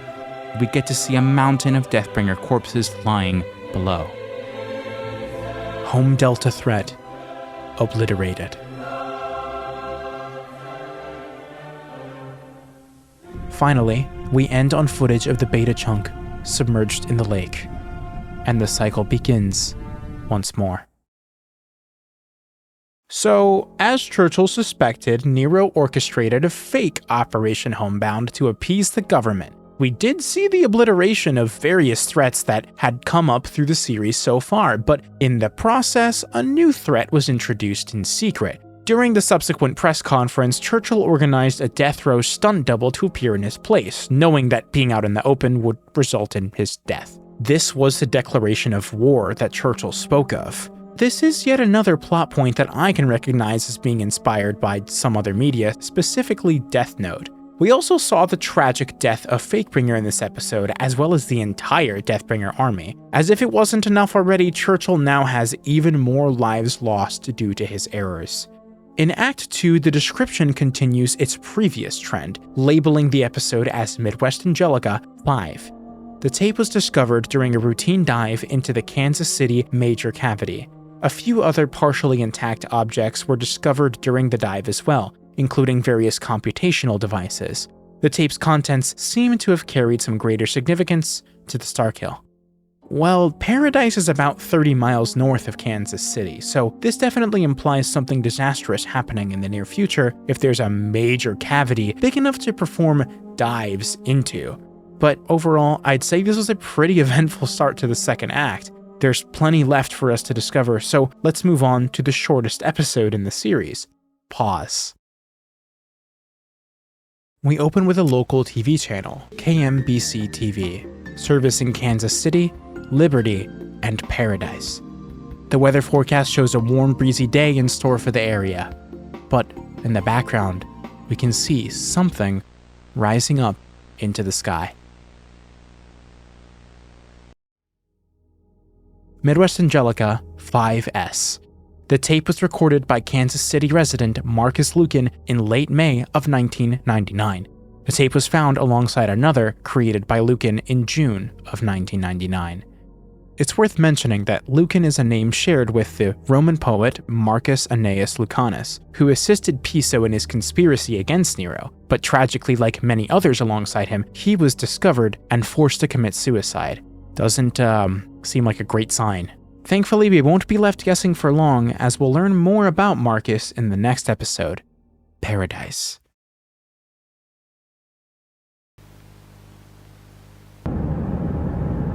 My name is Marcus Lucan. I'm an independent journalist from Kansas City, Missouri. And on May 29th, I saw something unexplainable on a local television channel. I found out the station is based in Paradise, Missouri, so I'm here today to see if I can uncover any answers about what I saw. Eventually, he arrives, parking his car and walking to the lake. He makes a point to mention how he hasn't seen anyone since he got here and how it's eerily quiet. In the middle of this, he stops in his tracks, zooming into the sky as he finds exactly what he was looking for. That's it. That's what I saw. On his way to get closer to it, though, he stops at a playground. There appears to be a small chunk of Starkill on top of the structure, but of course, he has no idea what that is. He also finds that the water nearby has turned a sickly red color, and he guesses that it's infected the local water supply. He makes his way back to the car, noting that something about the area is definitely off. Walking past a home, he notices a man staring right at him through the window. Shit.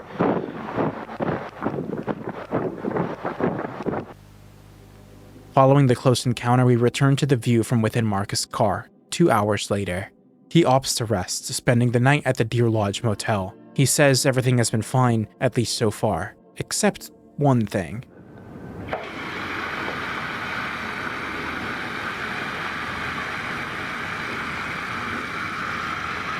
I'm gonna set up the camera while I sleep.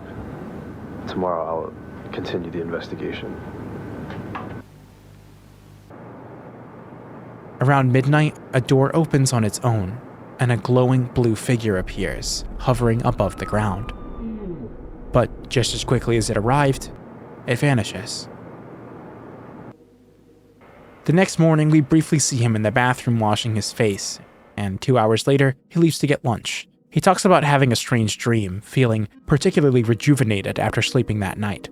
He hasn't checked the tape yet, so he has no clue about the strange figure that visited in his sleep. After his lunch out of town, we see him driving once again.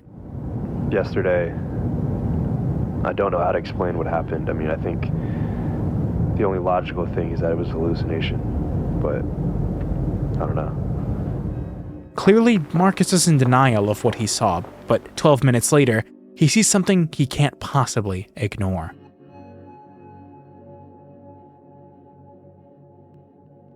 I need to go back. Back to the lake. By the time he gets there, hours have passed. The sun is almost set. As he makes his way through the forest, the electrical interference, which has been happening periodically throughout the episode, becomes much more apparent. Then, the figure appears once again.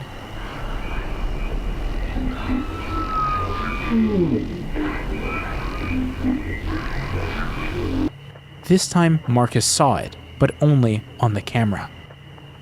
Eventually, he finds what he says has been calling him, a glowing pit that leads underground. He enters the pit, and we see the extent of what the beta chunk has done in just a few short months. Venturing deeper into the caverns, he finds something unexpected. Someone else is down here, too.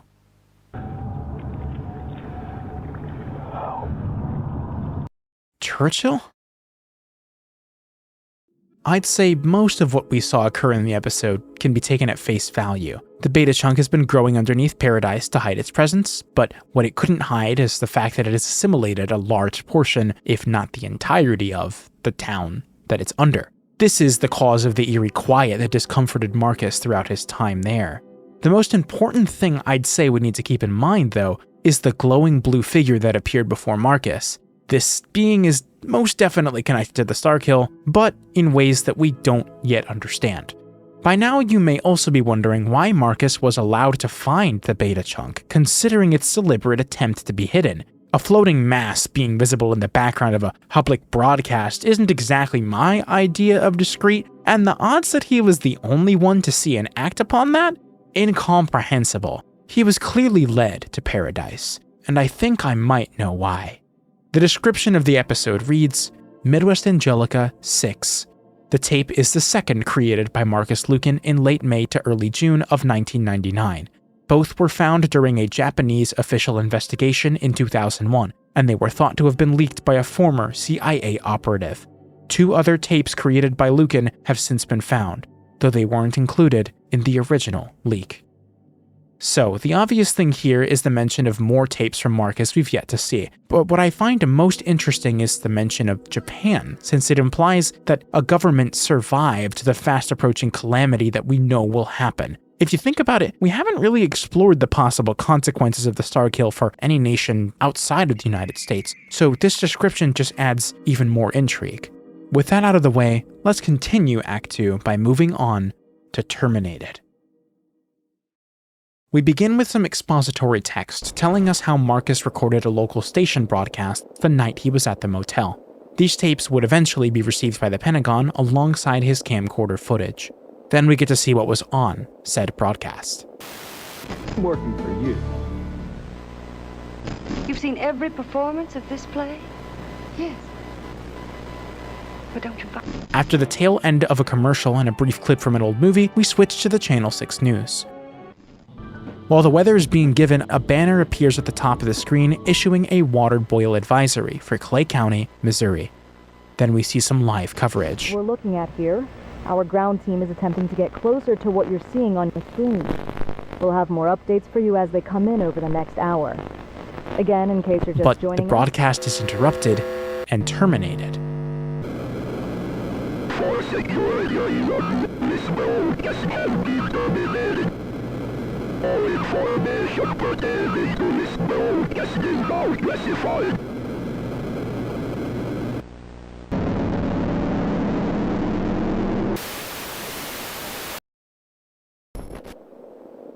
It is assumed that the Starkill-controlled Home Delta Division was responsible for this hijacking of KMBC-TV, Channel 6.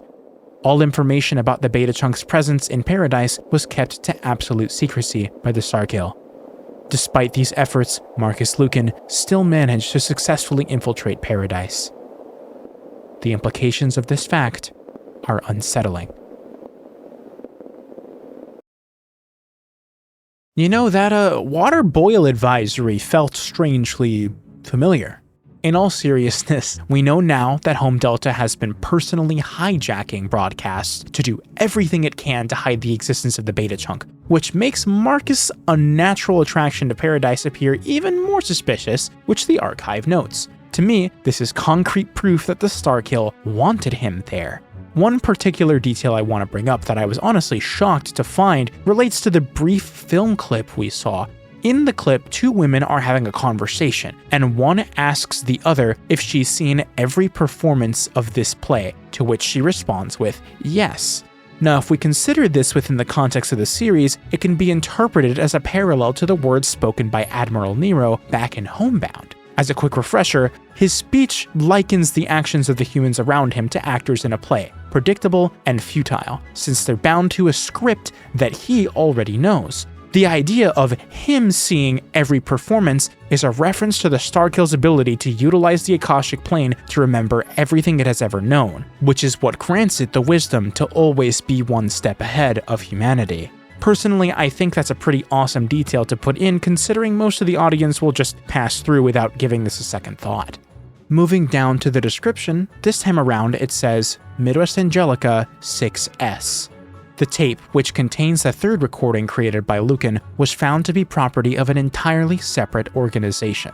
This tape was found alongside another tape that contains footage from Lucan as well as footage from Dr. Gamma Churchill. Wait, another organization? And there's another tape too? Alright, well, if we want to find out what the hell's up with that, we're going to have to continue to the next entry, Apostles.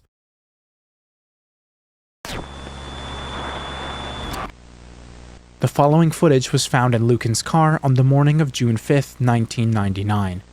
The car was found blocking the gate at the Pentagon's south parking lot, and it was subsequently towed and inspected. This tape was recorded by Dr. Gamma Churchill, the former director of the top-secret Home Delta Division.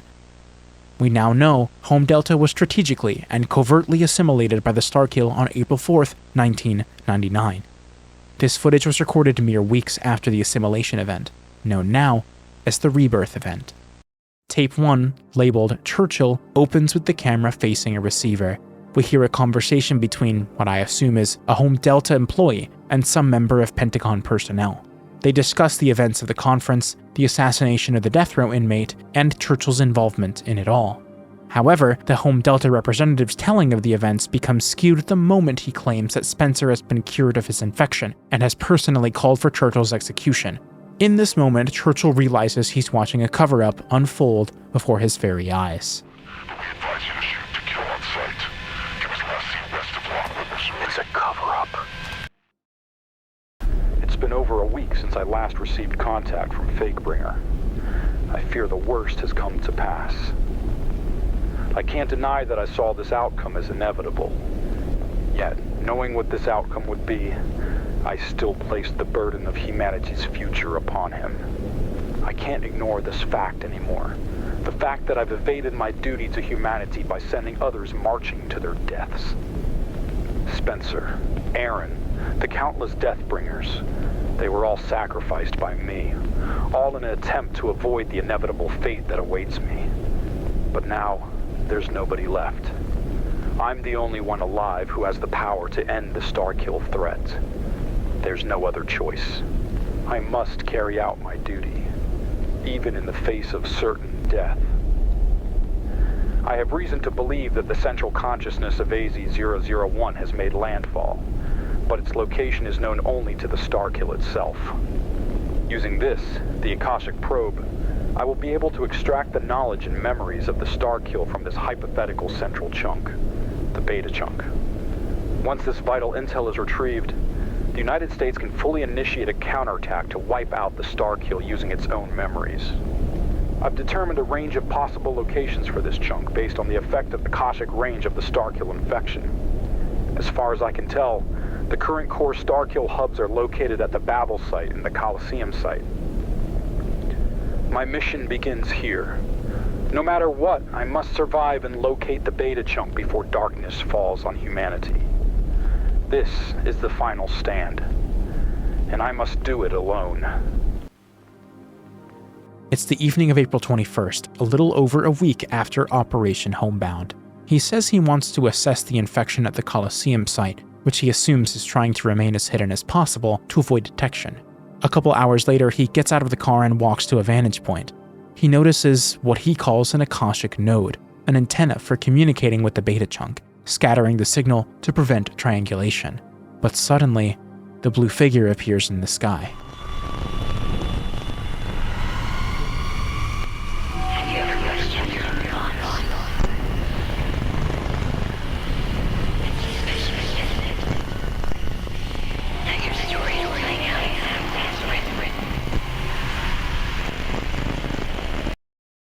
Then, a dark silhouette, presumably Churchill, is seen in a room connected to some kind of device. It seems to be a vitals checkup. We briefly see a map of Churchill's path through the Midwest, and then cut back to a camcorder. It's been a month since I began my search for the beta chunk. I've covered hundreds of square miles across Missouri, Arkansas, and Kansas, yet the Starkill spore signal response has been effectively at noise floor for all locations. Wherever it is, it's doing a very good job at hiding. But I think this might be my first clue. Churchill says that he's actually been through Paradise before, and he didn't find anything then, but the graffiti he saw on that billboard is the only lead he's got. This time, he's leaving no stone left unturned. Soon after, we see him walking on a trail, holding a spore reader to detect for the presence of Starkill. His trail of thought leads him to investigate the bank of a nearby body of water, and sure enough... That's it. It's under the lake. It's spreading through the water. Clever. After taking out a shovel to dig a hole, he finds exactly what he was looking for, a network under Paradise. I know what I have to do for the sake of us all. Like we saw with Marcus, he ventures downwards to explore. He's noticeably fascinated by what the Starkill has accomplished, noting that it must be at least of temple classification despite being completely hidden underground. It accomplished this by using the lake's water to cool itself without the need for any large structures in the open air. Eventually, Churchill finds a central consciousness, which flashes bright blue light. But as he approaches, something strange happens.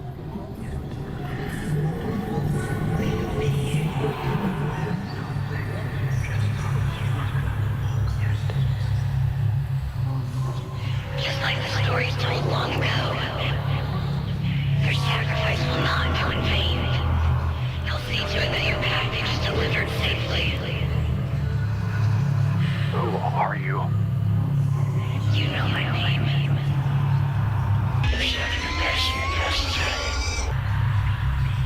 I am the unbounded soul. The consciousness within. Eternal but cyclical. But your story ends here, Churchill. Beautiful narrative perfection. Let your sacrifice bestow hope upon humanity.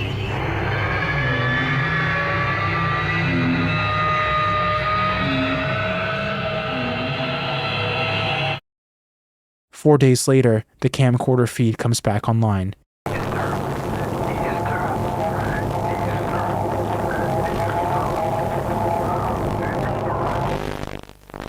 And that is where the tape ends. As shown in the footage, Dr. Churchill succumbed to the Starkill infection as his mind was flooded with the Akashic Eternal Consciousness. The following tape was found at the Arlington National Cemetery outside of the Pentagon. It was recorded by Marcus Lucan on June 3rd, 1999. Take this. Pentagon. Who are you? CIA. It's for humanity. Take the camera. I don't understand. Go. Sir.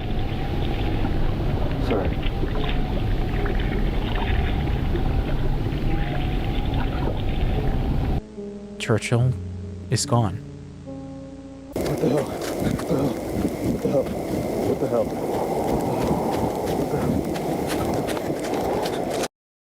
From there, Marcus immediately gets back on the road, gunning it down the highway straight for the Pentagon, 16 hours only stopping to sleep. Just like when he went back to the lake before, something's compelling him to do this. 6 hours pass, and we hear him coughing.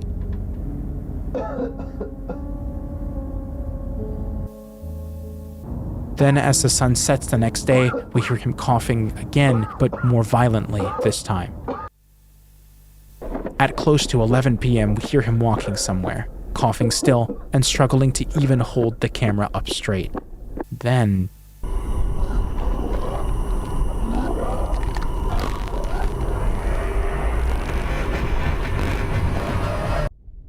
End of tape. Lucan's body has yet to be found. Proper quarantine methods were enacted in regard to the Lucan materials. The information contained within the Akashic probe, including the truth behind Home Delta, has led the United States government to forming a new division of Home. The gospel of truth has been revealed. Home Gamma Majestic. One nation under God. Midwest Angelica 7. The tape contains footage recorded by Dr. Gamma Churchill and Marcus Lucan. It is the second tape found to be in possession of a newly formed Home organization.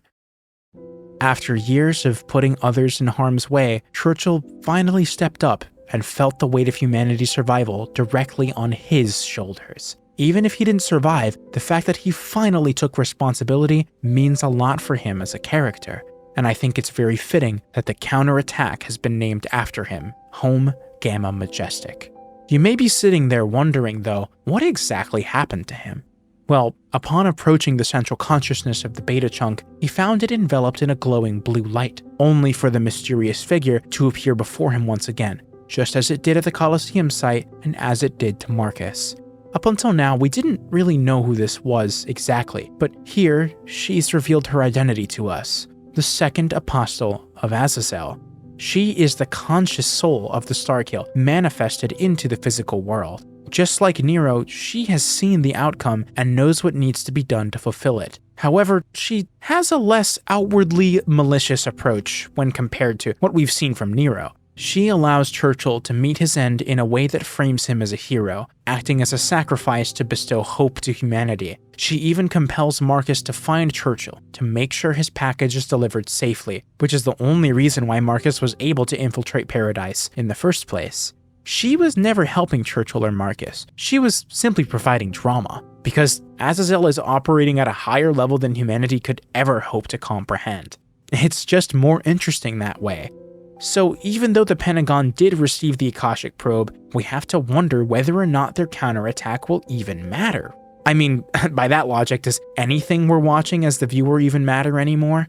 In my opinion, the series already answers that question. Drama is interesting. Hope is interesting. Questions are interesting. We know humanity's gonna lose, but we also know that they will survive in spite of the loss. All that's left is to find out how.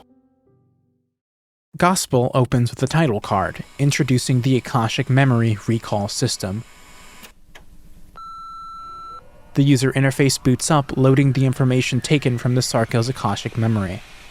We then see 4 different folders: Classification, Earth Locations, Biological Memory, and Unknown Data. The first section, Classification, is essentially an updated version of the information we received in stages. We see documents regarding altars and phantoms, which we're already quite familiar with. It then explains that the transformed phantoms are called wretches. We've seen a few of these too. Temples are also archived, which we first saw as the aftermath of the Starfield ranch. Similarly, we're next told about wraiths, the really big guys we also first saw in Starfield. Revenants, notably an entity exclusively produced from temples, are the floating Starkill that initially drove Marcus toward his investigation. They excrete spores from their bodies, which is probably where the Starkill on the playground set came from. The system glitches after this, with the next class of Starkill, the Overture and accompanying Titans, said to be unlisted. The user skips over Earth locations and instead opens Biological Memory. In this folder are 2 files. The first is 20 terabytes of Starkill data, everything from Alpha Chunk touchdown to Churchill's death. But the second file just says unknown, both for its name and file size. Upon an attempt to open it,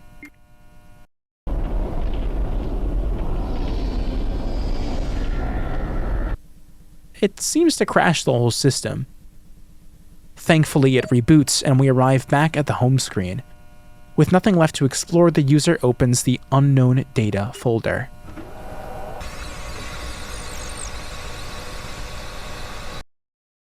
The contents of the Akashic probe reveal the Starkill's secret operations. It has been revealed that Home Delta was completely assimilated and is now under the control of a hyper-intelligent biomass hive mind. The Starkill infection and biomass collectively refers to itself as Azazel, a name associated with a fallen angel in the extra-biblical book of Enoch. Much of the contents of the Akashic probe appear to be indecipherable or encrypted in a way impossible for even the most powerful computers to crack. However, enough information was recovered from Home Gamma Majestic to begin devising countermeasures against the Starkill. One nation under God. So, Gospel was pretty much just an updated version of Stages, but there's still some things worth taking note of. First of all, I have a hunch that the second unknown file within the biological memory folder was probably the entirety of the Starkill's memory. This, of course, is functionally infinite, so the system had no idea how to process an attempt to open the file, and it broke. The description's extremely short this time around, just saying Midwest Angelica 7S. The tape was found in a fortified bunker near the greater Appalachian Canyon of Tennessee. So, aside from being another reference to a giant crevice in the ground, this gives us nothing. Now, I would normally hypothesize about Dawnstar, that thing we saw at the very end, but there isn't much of a point since we'll be finding out in the very next episode. So, let's proceed to Rapture.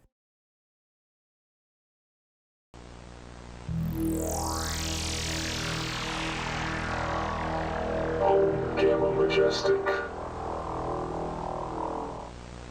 In June 1999, Home Gamma Majestic used all of its research and data Churchill delivered to the Pentagon to develop a new countermeasure against the Starkill. Using its own memory samples, they developed the Digital Akashic Watcher and Neurological System for Targeting, Analysis, and Response, Dawnstar.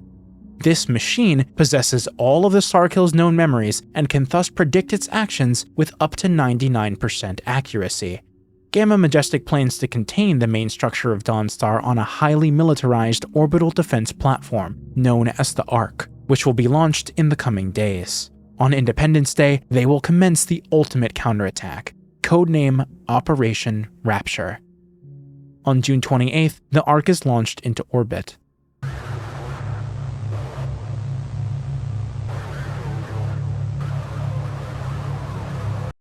Next, we get some information on an individual named Simon S. Villeneuve, also known as Vindex, commander of the ARC fleet.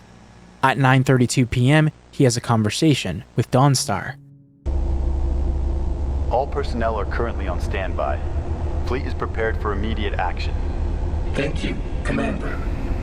According to diagnostic calculations, the main orbital artillery will be fully charged at 0100 hours. Final scans of the Akashic plane will commence at 0700 hours. Calculated deviation from original strategy, plus or minus 2.3%. Within acceptable range for adjustments within 48 hours. Understood. Calculated combatant fatalities, 25. Calculated civilian fatalities, 450. Within acceptable range. Is the Starkill currently aware of Operation Rapture? Given current intel and hypothetical reconstruction of Starkill creative thought process, negative. Understood. ARC Fleet will begin combat readiness preparation ASAP. July 3rd. Final target observations. We see a bird's eye view of Paradise in Smithville Lake, as well as some ground footage. Then we see the same thing for the Babel site and the Colosseum site. Finally, for the first time in a while, we see AZ-001, scheduled for nuclear bombardment. 7 seconds to midnight. Operation Rapture is go. We see the ARC charging its orbital cannon, and it launches a rail laser straight toward Paradise. Then the aerial fleet, Throne 1, bombards the Colosseum site with AGM-158 missiles. We see a nuclear missile launch from the ARC, and it decisively strikes and obliterates AZ-001. The Babel site, like Paradise, is evaporated by the orbital cannon, but it doesn't go down as easily as the others. The supermassive chunk of Starkill rises from the flames, and it's identified as Admiral Nero. With the cannon still offline, the fleet engages him in combat.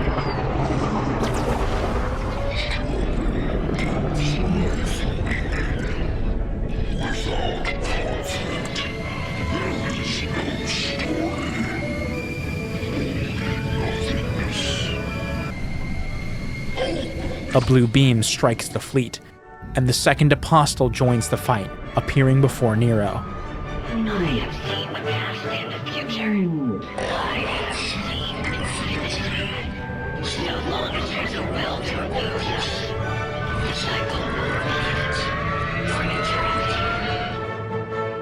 eternity. The first and second apostles merge, and the Ark detects a massive spike in energy. Dawnstar simply watches.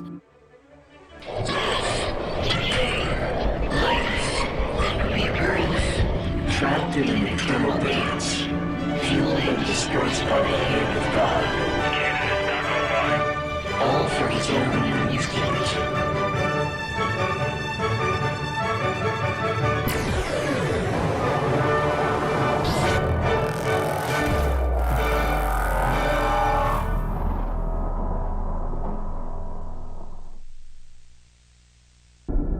Something has happened to Dawnstar.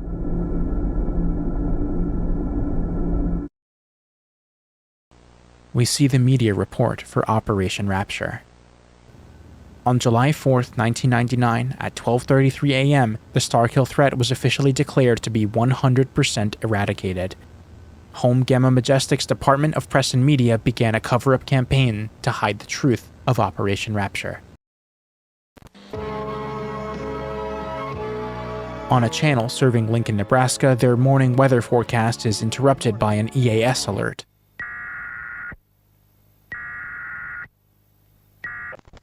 Kansas City has actual coverage of the event, but only on a resultant wildfire. It's blamed on a chemical explosion from a manufacturing plant. This too is interrupted by an EAS alert, advising that the local residents evacuate south toward Joplin.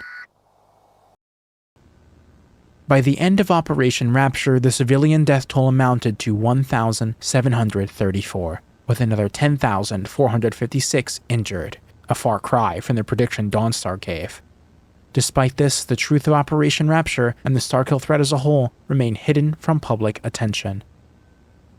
Next, we see a damage report showing us the aftermath of the operation. The sky tints the whole region a dark crimson red.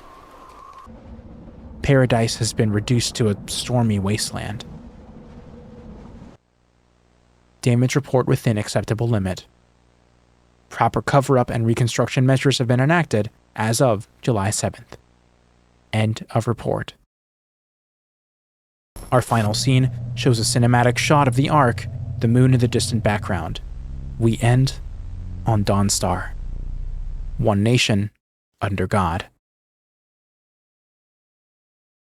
Despite the seemingly insurmountable threat of the Starkill, Operation Rapture, by all means, seems to have accomplished exactly what it set out to do. But did they really? Or is this just the beginning of another cycle?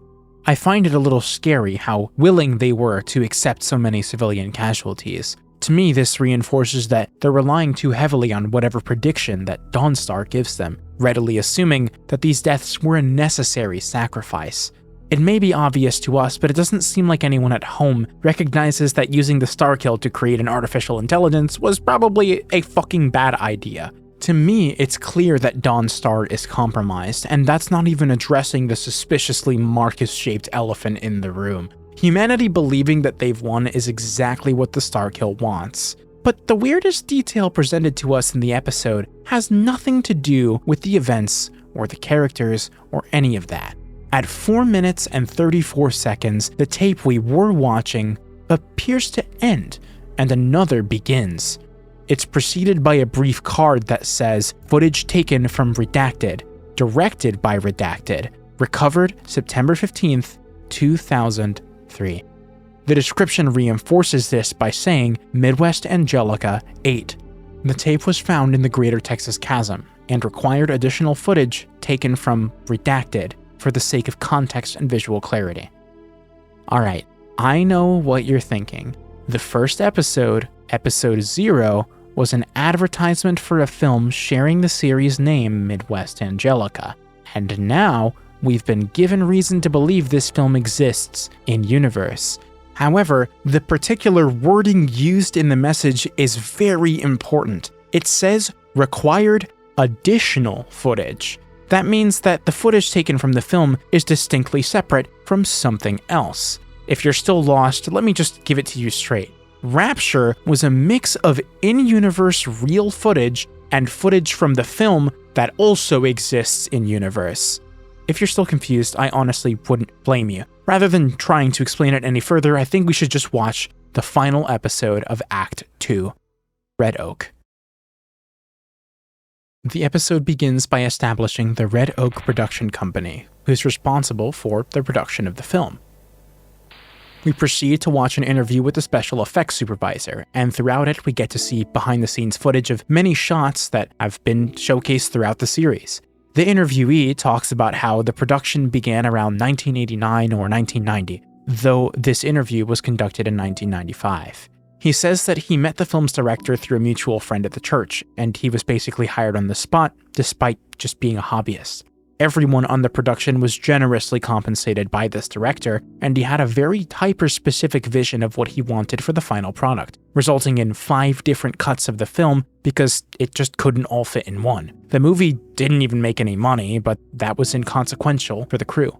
Mysteriously, this director vanished, leaving town just before the release, and he never heard from him again. Not only that, but he recounts how the director and other members of crew would often go to the church to pray. He never joined them at the church, so he assumed they were praying for the film's success, but the last thing he mentions is the feverish, almost frantic nature of the film's production. Perhaps they were praying for something else entirely. Midwest Angelica 8S. The tape primarily contains on-set and B-roll footage from the REDOAK production company. The identity of the voice heard on the tape remains unknown. Well, that episode was pretty eye-opening to say the least, and funnily enough, that's not even the first time we've seen REDOAK as a location. Behind-the-scenes sets and effects imply supplementary footage was used all over the series, not just in Rapture, and on top of that, the entire film was made in the early 90s, which is before the Starkill even reached Earth. This means that the film acted as a prophecy of future events, but of course, nobody knew that until it was found later on. Considering that fact, alongside the almost cult-like obsessive behavior exhibited by the director, we can definitely assume that Azazel was directly responsible for compelling that person to make the film. The one thing left in question from this, then, is who the hell is the director? But we still have one more video. Act 3 is condensed into a single 45-minute episode, and the title of this episode? Midwest Angelica.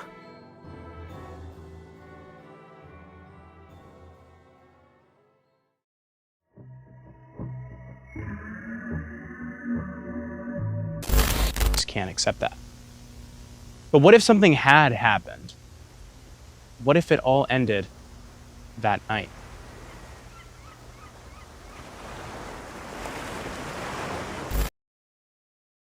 The episode begins with a cinematic shot.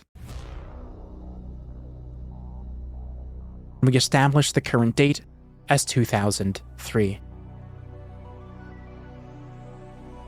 In 1991, a film was released predicting the events of the year 1999 with extraordinary accuracy.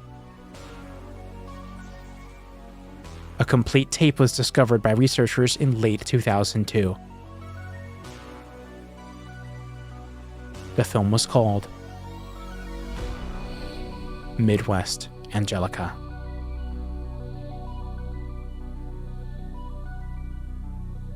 Part 1. Harbinger.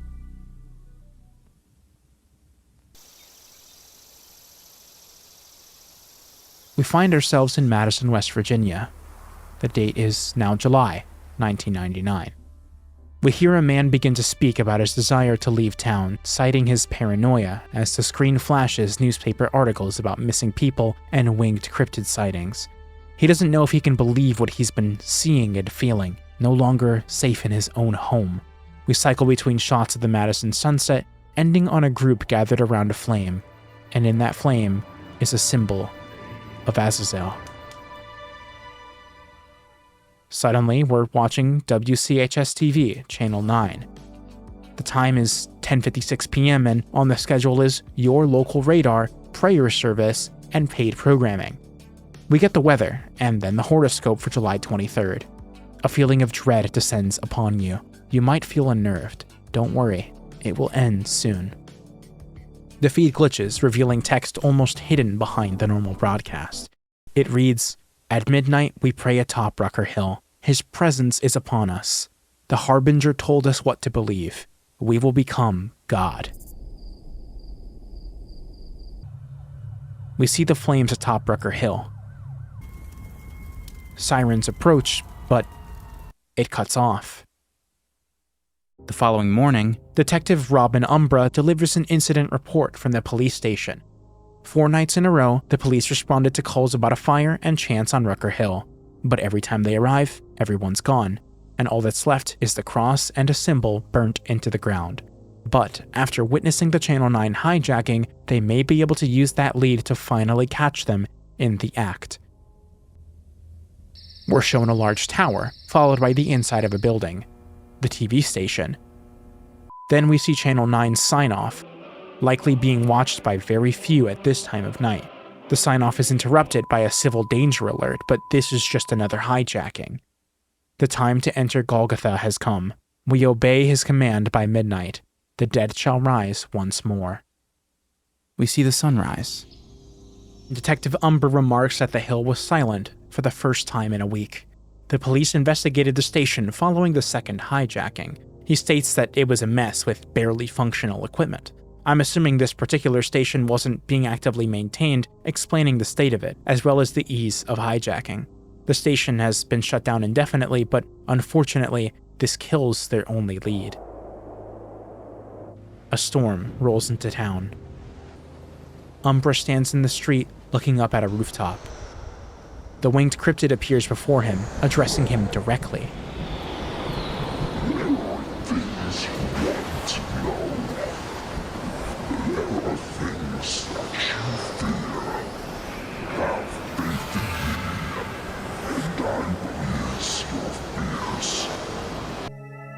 Umbra hides in his home, but it follows him in. On the wall, we see writing, which reads, "Golgotha is spruce mine."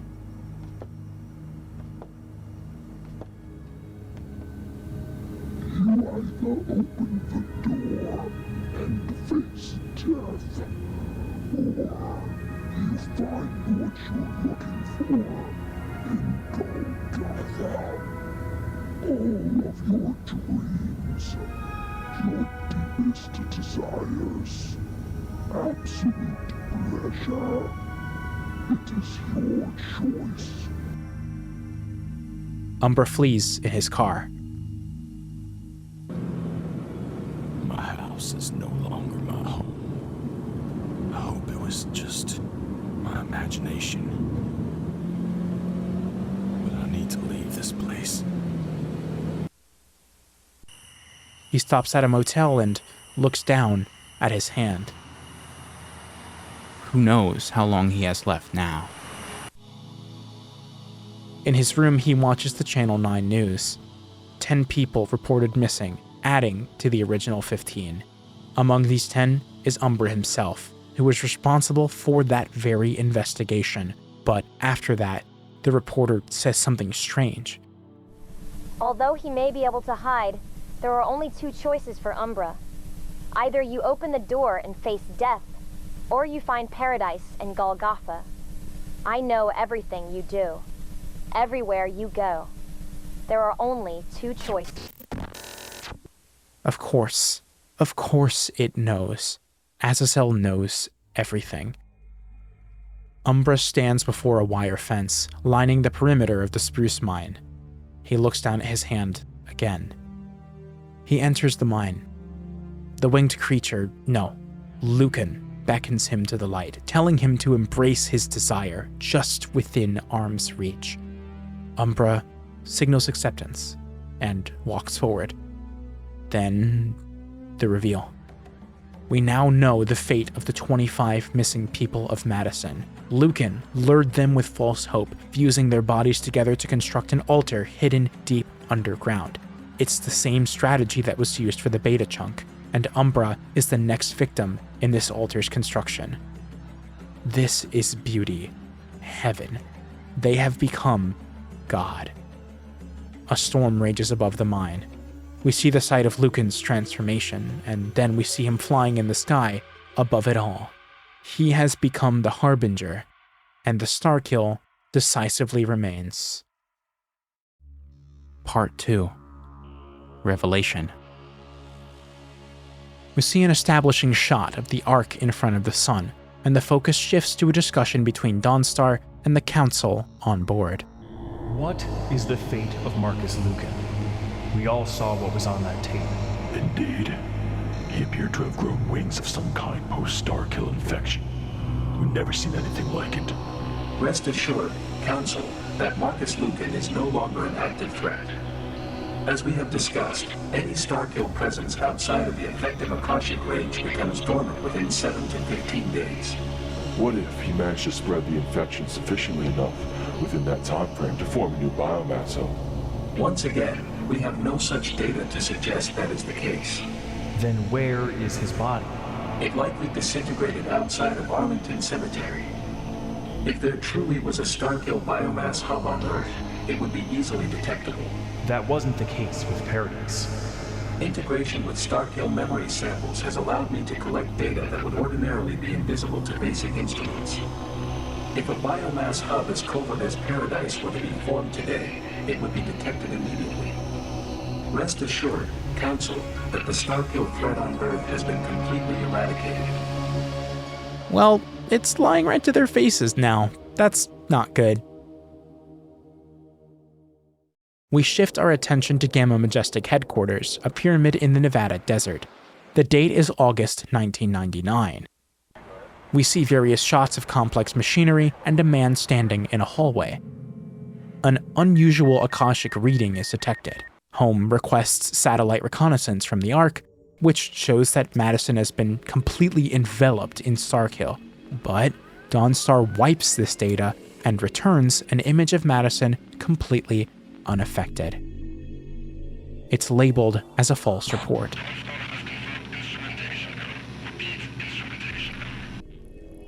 Back on the Ark, Vindex notices the false report, which is the 4th instrumentation error they've had in a row. Checking the archive directly, he realizes that every instance of this occurring shows as a modified file, with the original copy deleted. Unfortunately, Vindex's discovery does not go unnoticed by Dawnstar. Blackwell, Oklahoma, September 1999. We see a flyer pinned to an electrical pole. It shows a picture of the Ark with text that reads, "One Nation Under God. God is alive. www.onenationundergod.net."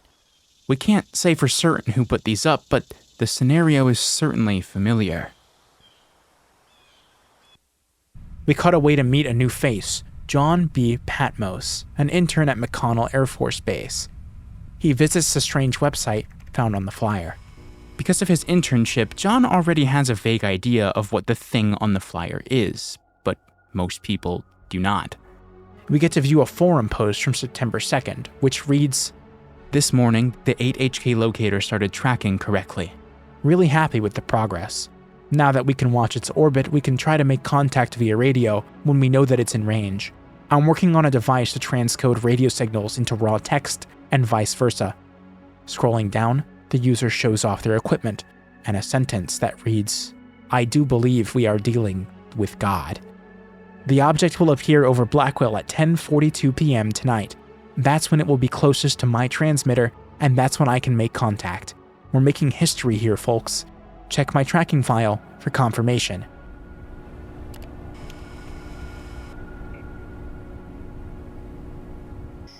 That night, John sets up a telescope in his front yard.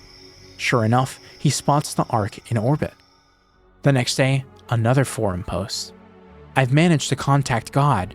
He calls himself Morning Star. The connection's a bit dodgy, but I've managed to maintain a conversation with him. Rejoice, for we are his chosen people. We have been instructed to spread his word far and wide. The end is coming." The user attaches a file as proof showing their conversation. Dawnstar's pretending to be God, and he says the end is near. That night, John gets a call. Hello? Hi, is this John Patmos? Yes, who is this?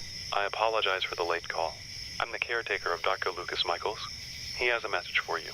It's urgent. I'm sorry, I think you have the wrong number. I don't know who that is. No, there's only one John Patmos. You currently reside in Blackwell, Oklahoma, correct? Yeah. What is this all about? I advise you to visit Michaels as soon as possible. The address is 72 Wormwood Street, Omaha, Nebraska. I shall see you soon. Good night. John makes his way to Omaha. Once inside, he speaks to the caretaker. John, I'm glad you could make it. Michaels has been in a nonverbal state for over a year now, so he can only communicate through writing. What is this all about?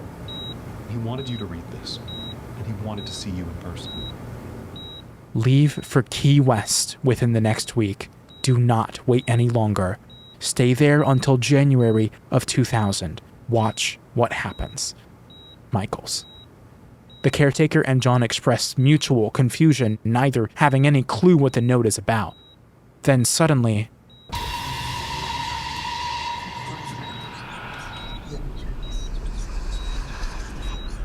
John receives a vision and goes on his way. We return to the Ark, where we see Vindex confronting Dawnstar. Dawnstar. Yes, Commander Vindex. I have reason to believe that there are STARKILL biomass hubs on Earth. I assure you, Commander, that a STARKILL presence on Earth would be biologically impossible. Then let me go investigate. I'll take an escape pod. I'm sorry, Vindex, but I'm afraid that's not possible. I've been given orders to disengage all escape pods aboard the Ark.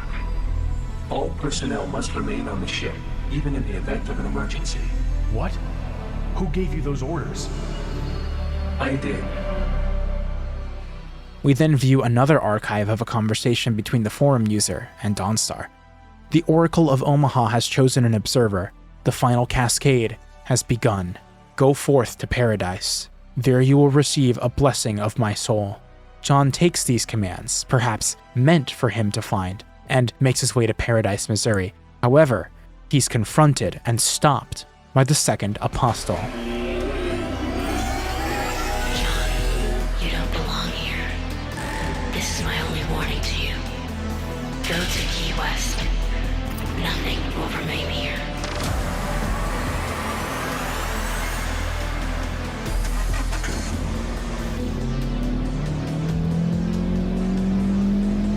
John does as he's told, and eventually he arrives at a motel in Key West, Florida.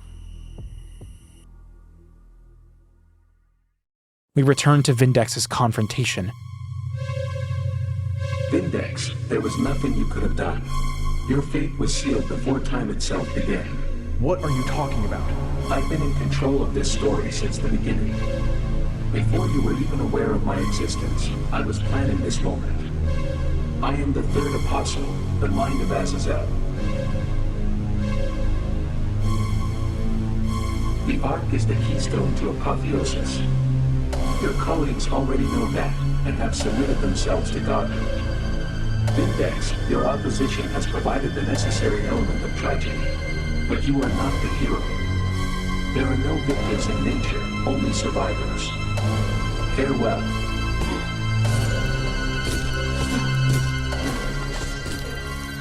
After Vindex is murdered, the entire Ark is assimilated. Through Lucas Michaels, Azazel has chosen an observer and has begun the final climb to true godhood. It's too late to turn back now. Really, it always was.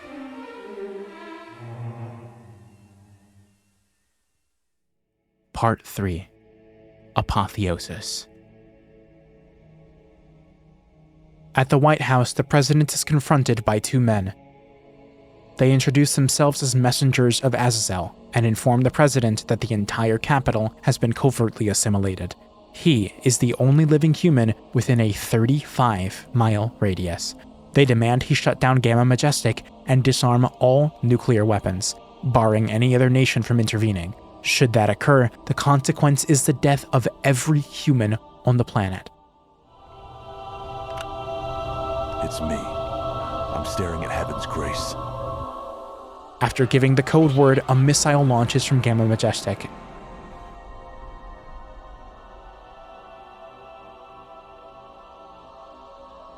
The White House is obliterated.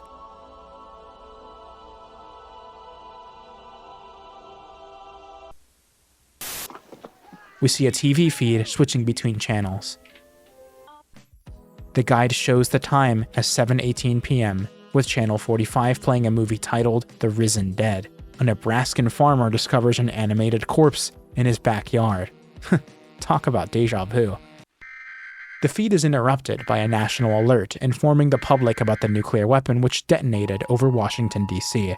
The incident is framed as an attack by a foreign threat.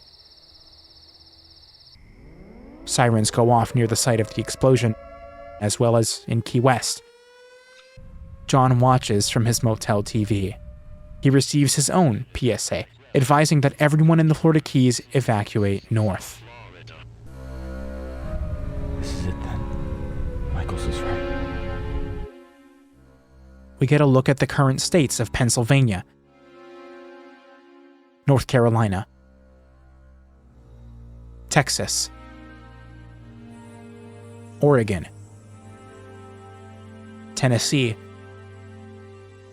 and Montana.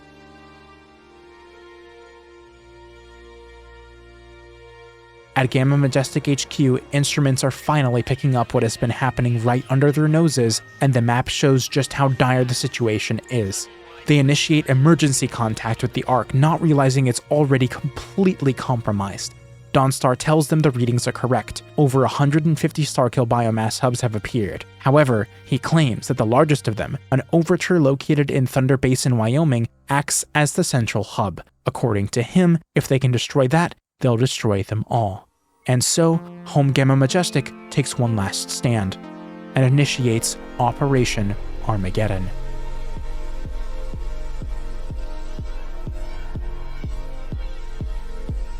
The Army arrives at Thunder Basin, confirming its status as an Overture-class hub and identifying Titan-class Starkill entities in the vicinity.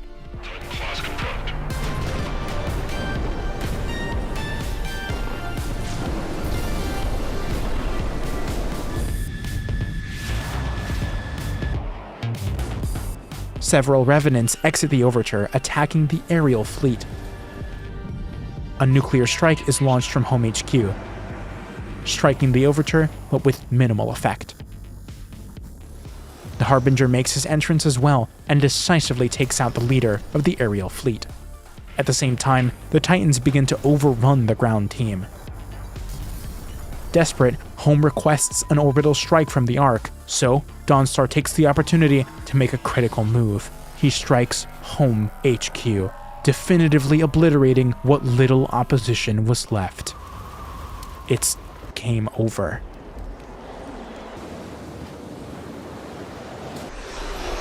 At the twilight of the last millennium, apotheosis. The Harbinger bursts into a brilliant white light and darts for the Ark. Dawnstar awaits his arrival. Christmas 1999, the final days. We see what months of unabated Starkill spread has done to the United States, as well as the international reaction to the situation. Today marks the 29th day of the U.S. closing. Misterioso in America è ancora. This really was a problem exclusive to the United States. The rest of the planet, likely not even knowing of the issue until it was too late, can only spectate from the sidelines as the aftermath unfolds.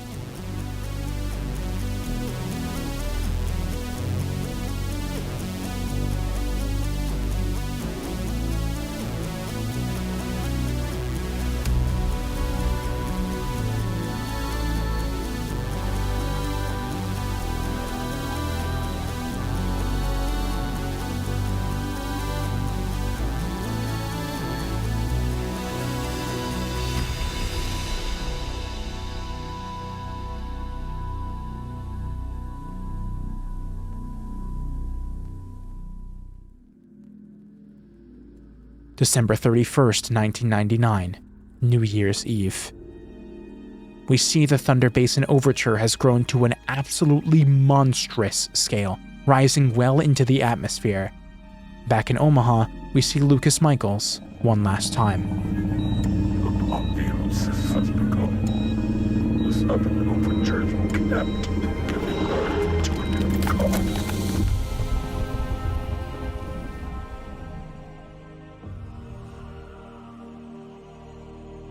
And just as he said, the gigantic Starkill hubs lift from the Earth's crust, shredding through rock and soil as they collectively rise to face the sky. Then they continue rising, up into the sky and through the atmosphere. John watches in horror from Key West. It's all he can do. We see the Ark in lower orbit and the enormous Starkill mass drifting toward it. As they meet, a symbol materializes between them, and the second apostle appears. I am the Alpha and the Omega, the beginning and the end. I am Anima, the world spirit.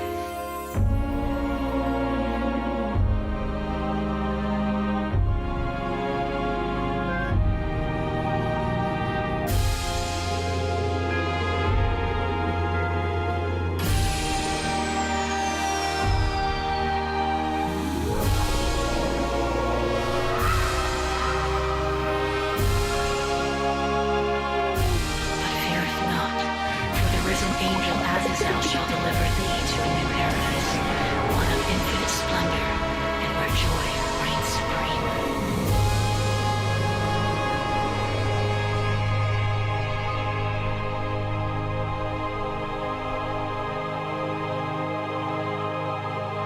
Directed by Lucas Michaels.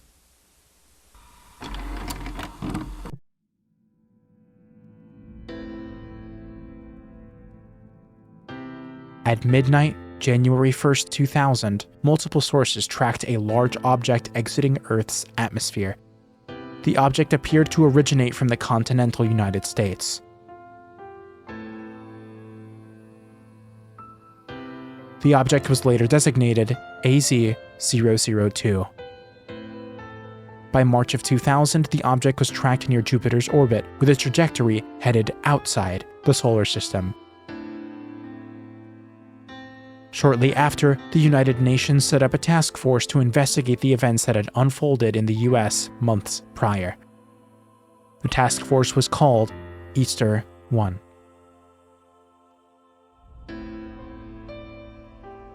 Investigations began immediately. However, all that was found was the hollow aftermath of a great destruction.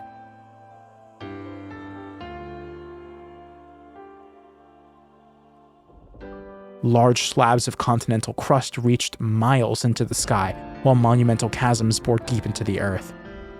Few survivors were ever found. However, a lone survivor in Key West recounted what he saw. It was America's tornado.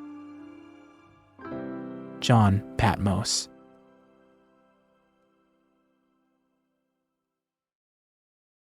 So, that was the final episode of Midwest Angelica. Though I believe most of the events were pretty conclusive, I'm sure some of you still have a few questions. The episode was broken up into 3 parts, so let's go through them in order. With regards to the first part, we learned the fate of Marcus Lucan, living proof that even the third iteration of Home still wasn't perfect. Their lack of punctuality in identifying his whereabouts, combined with Dawnstar's deceit, led to him running about unimpeded, restarting the Starkill threat, which was once again allowed to fester right underneath the government's nose. The title given to Marcus, Harbinger, is quite self-explanatory for you who have seen my Gemini video. But for anyone who hasn't, a Harbinger is a person or thing that announces or signals the approach of another. Makes sense, right? On the topic, Marcus' appearance as the Harbinger is very similar to the typical depiction of biblical demons, and I would say his methods of luring people and just the general horror of his interaction with Umbra match to that as well. Promises of grandeur and pleasure appeal to the weakest parts of a person's psychology. I don't necessarily blame the detective for his decision, especially considering the volatile mental state he was in. Next, I want to focus on the use of the word Golgotha, which is a reference to the biblical site of Jesus' crucifixion. I believe in this context, it was meant to frame the altar as the cross, the people of Madison as the crucified, and Marcus as the Romans responsible for it. Just as Jesus did in the act of allowing his capture and subsequent crucifixion, the people of Madison sacrificed themselves to fulfill a greater purpose. It's just that, in this instance, the greater purpose was much less so for humanity. Moving on to part 2, Revelation is of course a reference to the biblical book of Revelation, famous for its depiction of the apocalypse Armageddon, which we also see mentioned later within the episode. The book was written as a prophecy transcribed by the Apostle John, who at the time was exiled to the island of Patmos. This explains why the character John Patmos was chosen by Michaels as an observer, as well as the choice to have him venture to Key West, an island. Not only does this location match John's exile, but it also serves the practical purpose of being the southernmost point of the United States, thus acting as a safe place to avoid the consequences of the subsequent events. Dawnstar revealing himself to be the third apostle isn't entirely shocking, but it does establish a pretty interesting connection to the Book of Revelation, which speaks of 3 demonic spirits: the dragon representing Satan, the beast representing the Antichrist, and the false prophet representing deceptive public relations and propaganda, all with the specific purpose of forming a counterfeit anti-Trinity to oppose God, Jesus, and the Holy Spirit. I would say Anima fits the dragon, though it would probably be more appropriate to delegate this role to Azazel as a whole. Between the 3 apostles, she has the least detached identity, being a direct manifestation of Azazel's spirit and will. As she is practically just Azazel herself, she is the invisible architect responsible for controlling everything from behind the scenes, just as Satan is depicted in Revelation. Admiral Nero fits the bill of the beast, a literal corrupted authority. He also acts as a political deceiver with control over a vast military. His presence offered a false sense of stability as he masqueraded as the one who solved the problem of Home's assimilation. All the while, Home Delta was on that same path. I'd say the third apostle, Dawnstar, represents the false prophet. He was literally designed to offer prophecy-like predictions, and later he relied on the trust he had earned to deceive his creators. He calls himself Morning Star, which is a common translation of the name Lucifer. In Revelation 13 verse 13, the false prophet is even described as calling down fire from the heavens, which literally happened. Alright, now we can finally discuss the third and final part of the episode, apotheosis. To start, the term apotheosis refers to the elevation of someone to divine status. It's evident now that we've finished the series that everything we saw up to this point, whether it be real archives or supplementary film footage, all of it was leading to Azazel's final goal of apotheosis. And I find it quite ironic that this was its end goal, considering Azazel could most definitely have already been considered divine by any definition, even presenting itself as such. We don't even really know why Azazel wanted this, but after achieving apotheosis, it kind of just left us alone. Originally, this is about where I had a paragraph or two written about Azazel's possible motivations and what the point of apotheosis was, but I realized something while writing this section. I was falling for the same trap the characters in the story did. Azazel is the concept of infinity manifested as an eldritch being. We're not supposed to understand it. You know, I think we've gone too long without a biblical reference. Let's talk about the 7 overtures. The number 7 is quite prominent within the Bible, appearing dozens of times. It's most commonly associated with the divine, totality, and perfection, the number of God. In the Book of Revelation, there are 7 churches, 7 seals, 7 trumpets, and 7 bowls of wrath. I don't really need to get any more specific than that, I just figured I'd mention the connection with the number 7. Come to think of it, if I had a nickel for every time an analog horror established the number 7 as being super important, you know the rest of the joke. After the end of the film, the series comes full circle, tying the descriptions to the end of the narrative as we learn about the United Nations' effort to investigate the apocalypse that took place. Since we were paying attention all this time, we knew that this would happen, but it's incredibly satisfying to finally see it come to pass.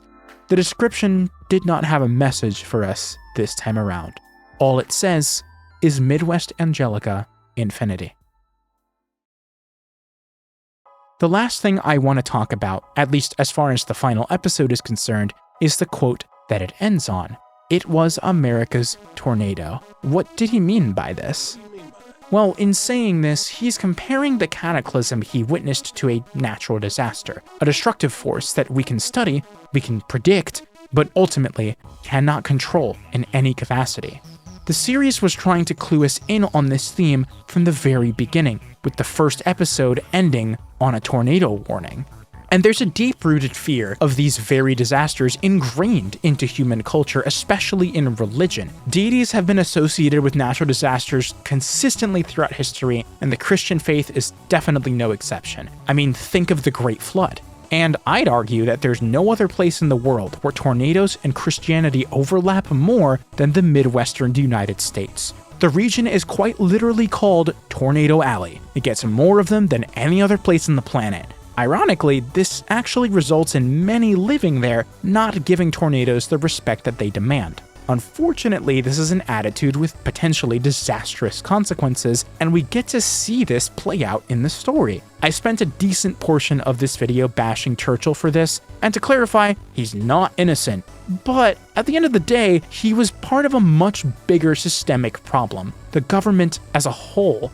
Contrary to the indiscriminate apotheosis, which kind of just killed people randomly, they chose an acceptable limit of civilian casualty, experimented on people resulting in many deaths, and purposely chose to keep the public uninformed. That decision was made for them. Meanwhile, their tax dollars went towards a decade of trying to contain, weaponize, and transcend an eldritch god that knew it would win before we even knew it existed.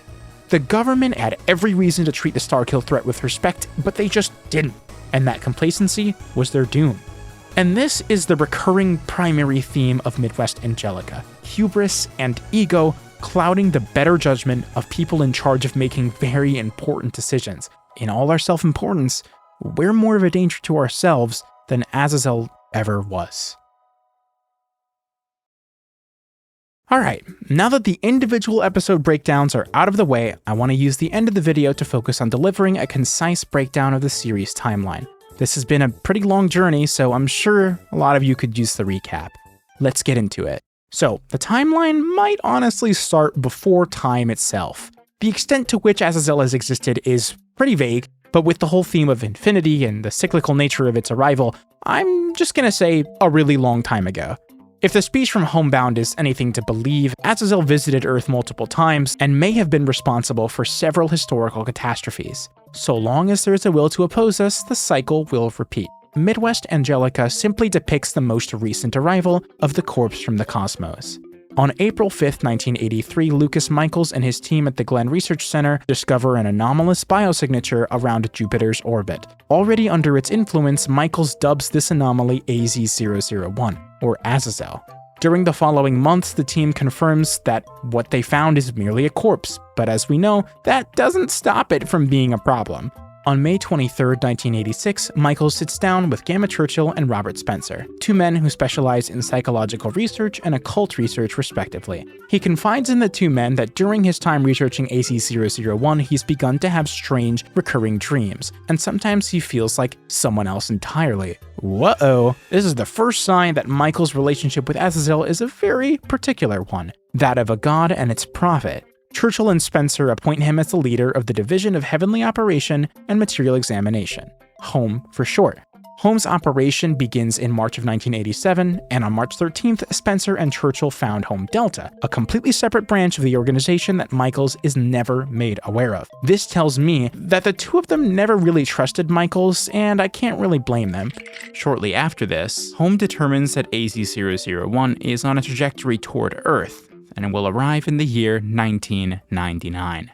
2 years later, in 1989, Michaels disappears without a trace. Now we know that he did this to go produce the in-universe film in Red Oak, Iowa. He doesn't seem to reveal his identity to the people working on the film, and he pays everyone out of pocket. The film wraps up production in 2 years and is released in 1991 to pretty much zero success, despite the killer ad. After finishing the film, Michaels leaves the town and goes into hiding. Nobody would find out until 12 years later, but this film predicted everything that would happen between Earth and Azazel 8 years later. In 1993, Home detects the presence of brainwaves emanating from AZ-001 for the first time, which continues throughout the next several years. This noticeably affects the sleeping patterns of people across the Midwest, which is similar to what happened to Michaels. Eventually, Home puts out a PSA, falsely claiming the symptoms are caused by experimental pesticides. This is the first instance of Home deceiving the public, as the government has decided it is not in the best interest of the general population for them to know about the anomaly. Shortly after this, in 1995, the film's special effects director sits down for an interview, which we saw in REDOAK. This is when we learn most of what we know about the film's production.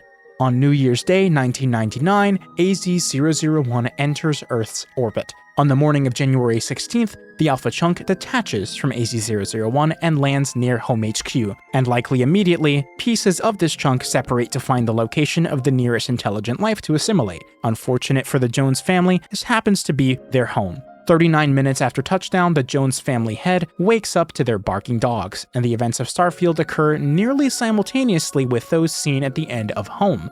The ground team attempts to manage the Alpha Chunk by burning it, but they kinda just piss it off, and it turns one of them into goop. After these events, Home's xenobiology group identifies the assimilant infection, codenamed STARKILL. 2 days after touchdown, Home's Department of Press and Media compiles a report concerning a broadcast hijacking, originating from Long Pine, Nebraska. Flyers depicting the image are also found in Bassett, Stewart, and other surrounding towns. As far as I can tell, this was Lucas Michaels' attempt to inform the public of what the government was unwilling to tell them. I guess the film wasn't good enough.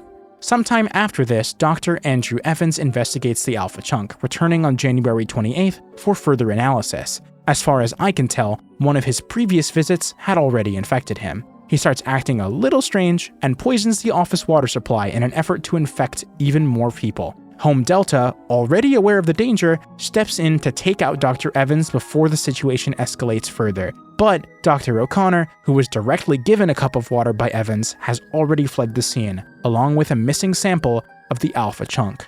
2 days later, on January 30th, Bulletin shows us a service invitation from the Long Pine Midwest Church, which just so happens to have the missing Ray O'Connor on the guest list.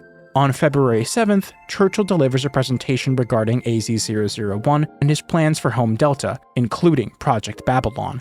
Despite having been in development for over a decade, it is only now that it has been able to move forward due to Dr. Stanley Vega's findings associated with the Akashic Plane. 4 days later, on the night of February 11th, the Long Pine police respond to a frantic 911 call reporting cult activity at the church. On the scene, various documents are discovered written by someone who had been assimilated, and this is where we learn the name Azazel. The police discover the altar, and Officer Webster is murdered by a wretch. Home Delta arrives on site shortly after to take care of the cleanup, narrowly missing their window to prevent the officer's death. On February 19th, Vega compiles his findings in the document we get to see in Easter. On February 19th, Home compiles a list of known STARKILL stages, as well as their predictions for how bad the spread will get if something isn't done. And to be fair, they were pretty close. Per later investigation, this is the last document that the original Home would ever produce. It's somewhere around this time that Home Delta starts training the Deathbringers. The live footage and documents regarding the Coliseum site are archived on the 26th. Most of the prospective Deathbringers are still dying in the process of being given stem cells, which continues through March 4th. On March 13th, the 12th anniversary of Home Delta and the Babylon Project, Spencer reports that Home HQ's contamination has increased exponentially since the assassination of Dr. Evans. That same day, Spencer and Churchill discuss current and near-future events, and Churchill requests the retrieval of Dr. Vega, his assistant, and his research in the planned final Home HQ visit. So, 48 hours later, that's exactly what happens. Unfortunately, Churchill underestimates the danger of bringing potentially infected people to the Nazareth site, and a botched SIN test results in Spencer being attacked. He's put in cryogenic sleep to prolong the infection, and Churchill vows to fix the damage he's done. That same day, Dr. Vega is used as a guinea pig for Home Delta's Akashic interaction tests. He is unaware of what the test is for, and during this test, his mind is flooded with the infinite knowledge of the Akashic Plane. The end result is a more finalized vision for completing the Akashic probe at the cost of Vega's sanity. On April 4th, Project Babylon is set to be completed, with the successful integration of Robert Spencer as the commander of the Deathbringer squad. Unfortunately, things do not go as planned, and the STARKILL fully assimilates him as well as the entire facility, giving birth to Admiral Nero, the first apostle. Churchill narrowly escapes with Aaron and the Akashic probe. Later, Churchill tasks him with infiltrating the Babel site, bestowing upon him the title of Fakebringer. This blunder marks Churchill's biggest failure, and we see him at his lowest point. On April 9th, Fakebringer shares his findings following a successful infiltration. This is when we get to see exactly how the Starkill created Nero, and we learn that it was waiting for just the right moment to do so. 4 days later, on the 13th, Operation Homebound commences as originally planned, and Home Delta eliminates the Starkill. The next day, an imposter delivers a speech to government officials discussing the operation, and Churchill uses this as a declaration of war. The imposter is assassinated, and Nero captures and murders Fakebringer alongside the entirety of the Deathbringer army. The beta chunk is called down from AZ-001, and the cycle begins once again. Between then and April 21st, Churchill intercepts a communication between Home Delta and the government, uncovering the plot to frame him as an enemy of the state. He realizes that Fakebringer must have been caught after not hearing from him for some time, and begins his search for the beta chunk, encountering Anima at the Colosseum site. He then spends the next 39 days searching with no luck. However, on May 30th, he gets a lead that brings him back to Paradise, Missouri. The next day, he learns that the Starkill has grown underneath the lake to avoid detection. He digs a hole to enter the tunnels and approaches the central consciousness of the beta chunk. However, he is stopped by Anima, and his mind is flooded with memories from the Akashic plane, incapacitating him exactly in the manner that he had done to Vega. Anima promises Churchill that his package will be delivered safely, so the Starkill intentionally shows itself on KMBC TV for Marcus Lucan to see. Since he's a journalist, he feels inclined to investigate and pinpoints the location of the broadcast station. On June 2nd, he makes his way to Paradise, discovering that there's a whole lot wrong with the small Missouri town. He stays at a motel with suspicious water and captures Home Delta's active attempts to censor local news to keep people uninformed. Anima makes an appearance in his sleep, and he's compelled to return to Paradise the next morning despite the apparent danger. That night, he discovers the entrance to the tunnels and finds Churchill, who is somehow still alive. Churchill pleads with him to take the Akashic probe to the Pentagon, no questions asked, and Marcus does exactly that. He drives through the night, stopping only to sleep. However, due to having spent time in the tunnel, he's already infected. By the early morning of June 4th, he succumbs to this, but not in the way we've seen happen to most. He transforms into the Harbinger. The tapes in the Akashic probe are acquired the following morning. Using the newly acquired intel, they form Home Gamma Majestic, named in honor of Churchill. Within just a few weeks, they create Dawnstar and the Ark, which has its first test flight on June 23rd. On Independence Day, July 4th, the cycle continues. Just like with Operation Homebound, Rapture commences at midnight with the express intent of eliminating the Starkill threat. And just like before, they miss crucial details. Marcus is still out there, and Dawnstar is double-crossing them. The civilian casualties of Operation Rapture amount to around 1,700, with over 10,000 injured. Apparently, this is within acceptable range of what was predicted. Later that month, the Harbinger begins deceiving and abducting people out of Madison, resulting in cult activity similar to when O'Connor spent time at the Long Pine Church. Just like that instance, this was all with the goal of constructing an altar, which restarts Starkill activity. Of course, this wouldn't work under normal circumstances. Gamma Majestic has eyes everywhere. However, Dawnstar is actively sabotaging their ability to think rationally. He reassures the Council that Marcus Lucan's fate is irrelevant and deletes satellite evidence of the Starkill resurgence. By August, Simon, commander of the Ark Fleet, notices exactly what's been going on, but Dawnstar simultaneously notices that he noticed. At some point following the construction of the Ark, an online forum worshipping the vessel is created. Honestly, with how people are, I doubt Azazel needed to put much effort into that one. Considering what we know now, it's unlikely the flyers advertising the site were put up by Michaels himself, but either way, this is all to get the attention of John Patmos. Eventually, John does visit the website, discovering forum posts from early September. He later sees Dawnstar's exchange with one of the forum users, under the alias Morningstar. That night, he gets a call from Lucas Michaels' caretaker, visiting him the next day and being given his new role, designated observer of the cataclysm soon to come. John visits the website again, realizing the importance of his role. He makes his way to Paradise, but is stopped by Anima, who urges him to go to Key West as he was told. So, he does. Commander Vindex confronts Dawnstar with the knowledge of his betrayal, but by this point, it's far too late. Vindex is murdered, and the Ark is fully assimilated. Now, all the pieces are in place. On November 25th, the president is approached by two men and told the entire capital has been covertly infected. He's instructed to shut down Gamma Majestic and disarm all nuclear weapons. And if any foreign country should interfere, every last human on Earth will die. Being too prideful to admit defeat, he instead gets Gamma Majestic to nuke the goddamn White House.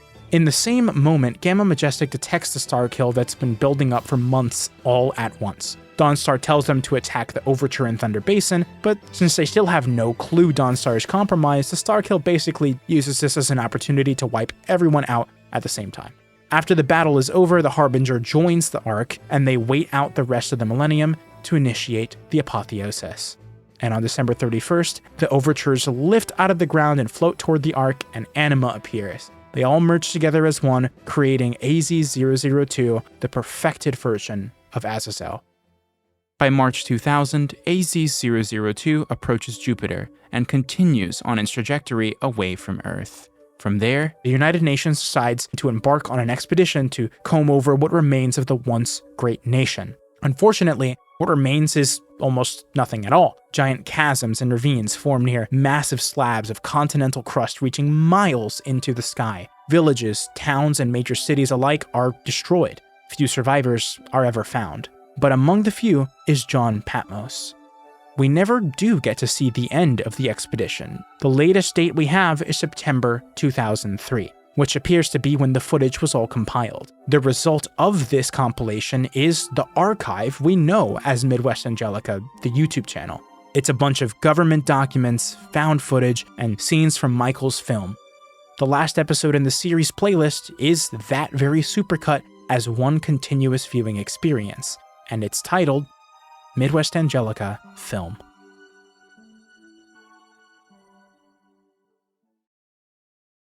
Well, that marks the first time I've ever covered an actually finished analog horror. And on that note, I just want to give credit to AQ Studio for how insanely impressive it is that they made something this good, continuously improved the quality of the production, and on top of all of that, actually finished it. Like, I have nothing but respect for these guys. I will leave links to their socials, their Patreon. Please make sure to support them in every way that you can. And if you've made it this far into the video, you've already supported me in the best way you can. So I'd just like to say thanks so much for watching. If you want to show any further support, you can subscribe or join my Discord server if you want to hang out. Anyways, that's going to be all from me. I hope you enjoyed the video. Until next time.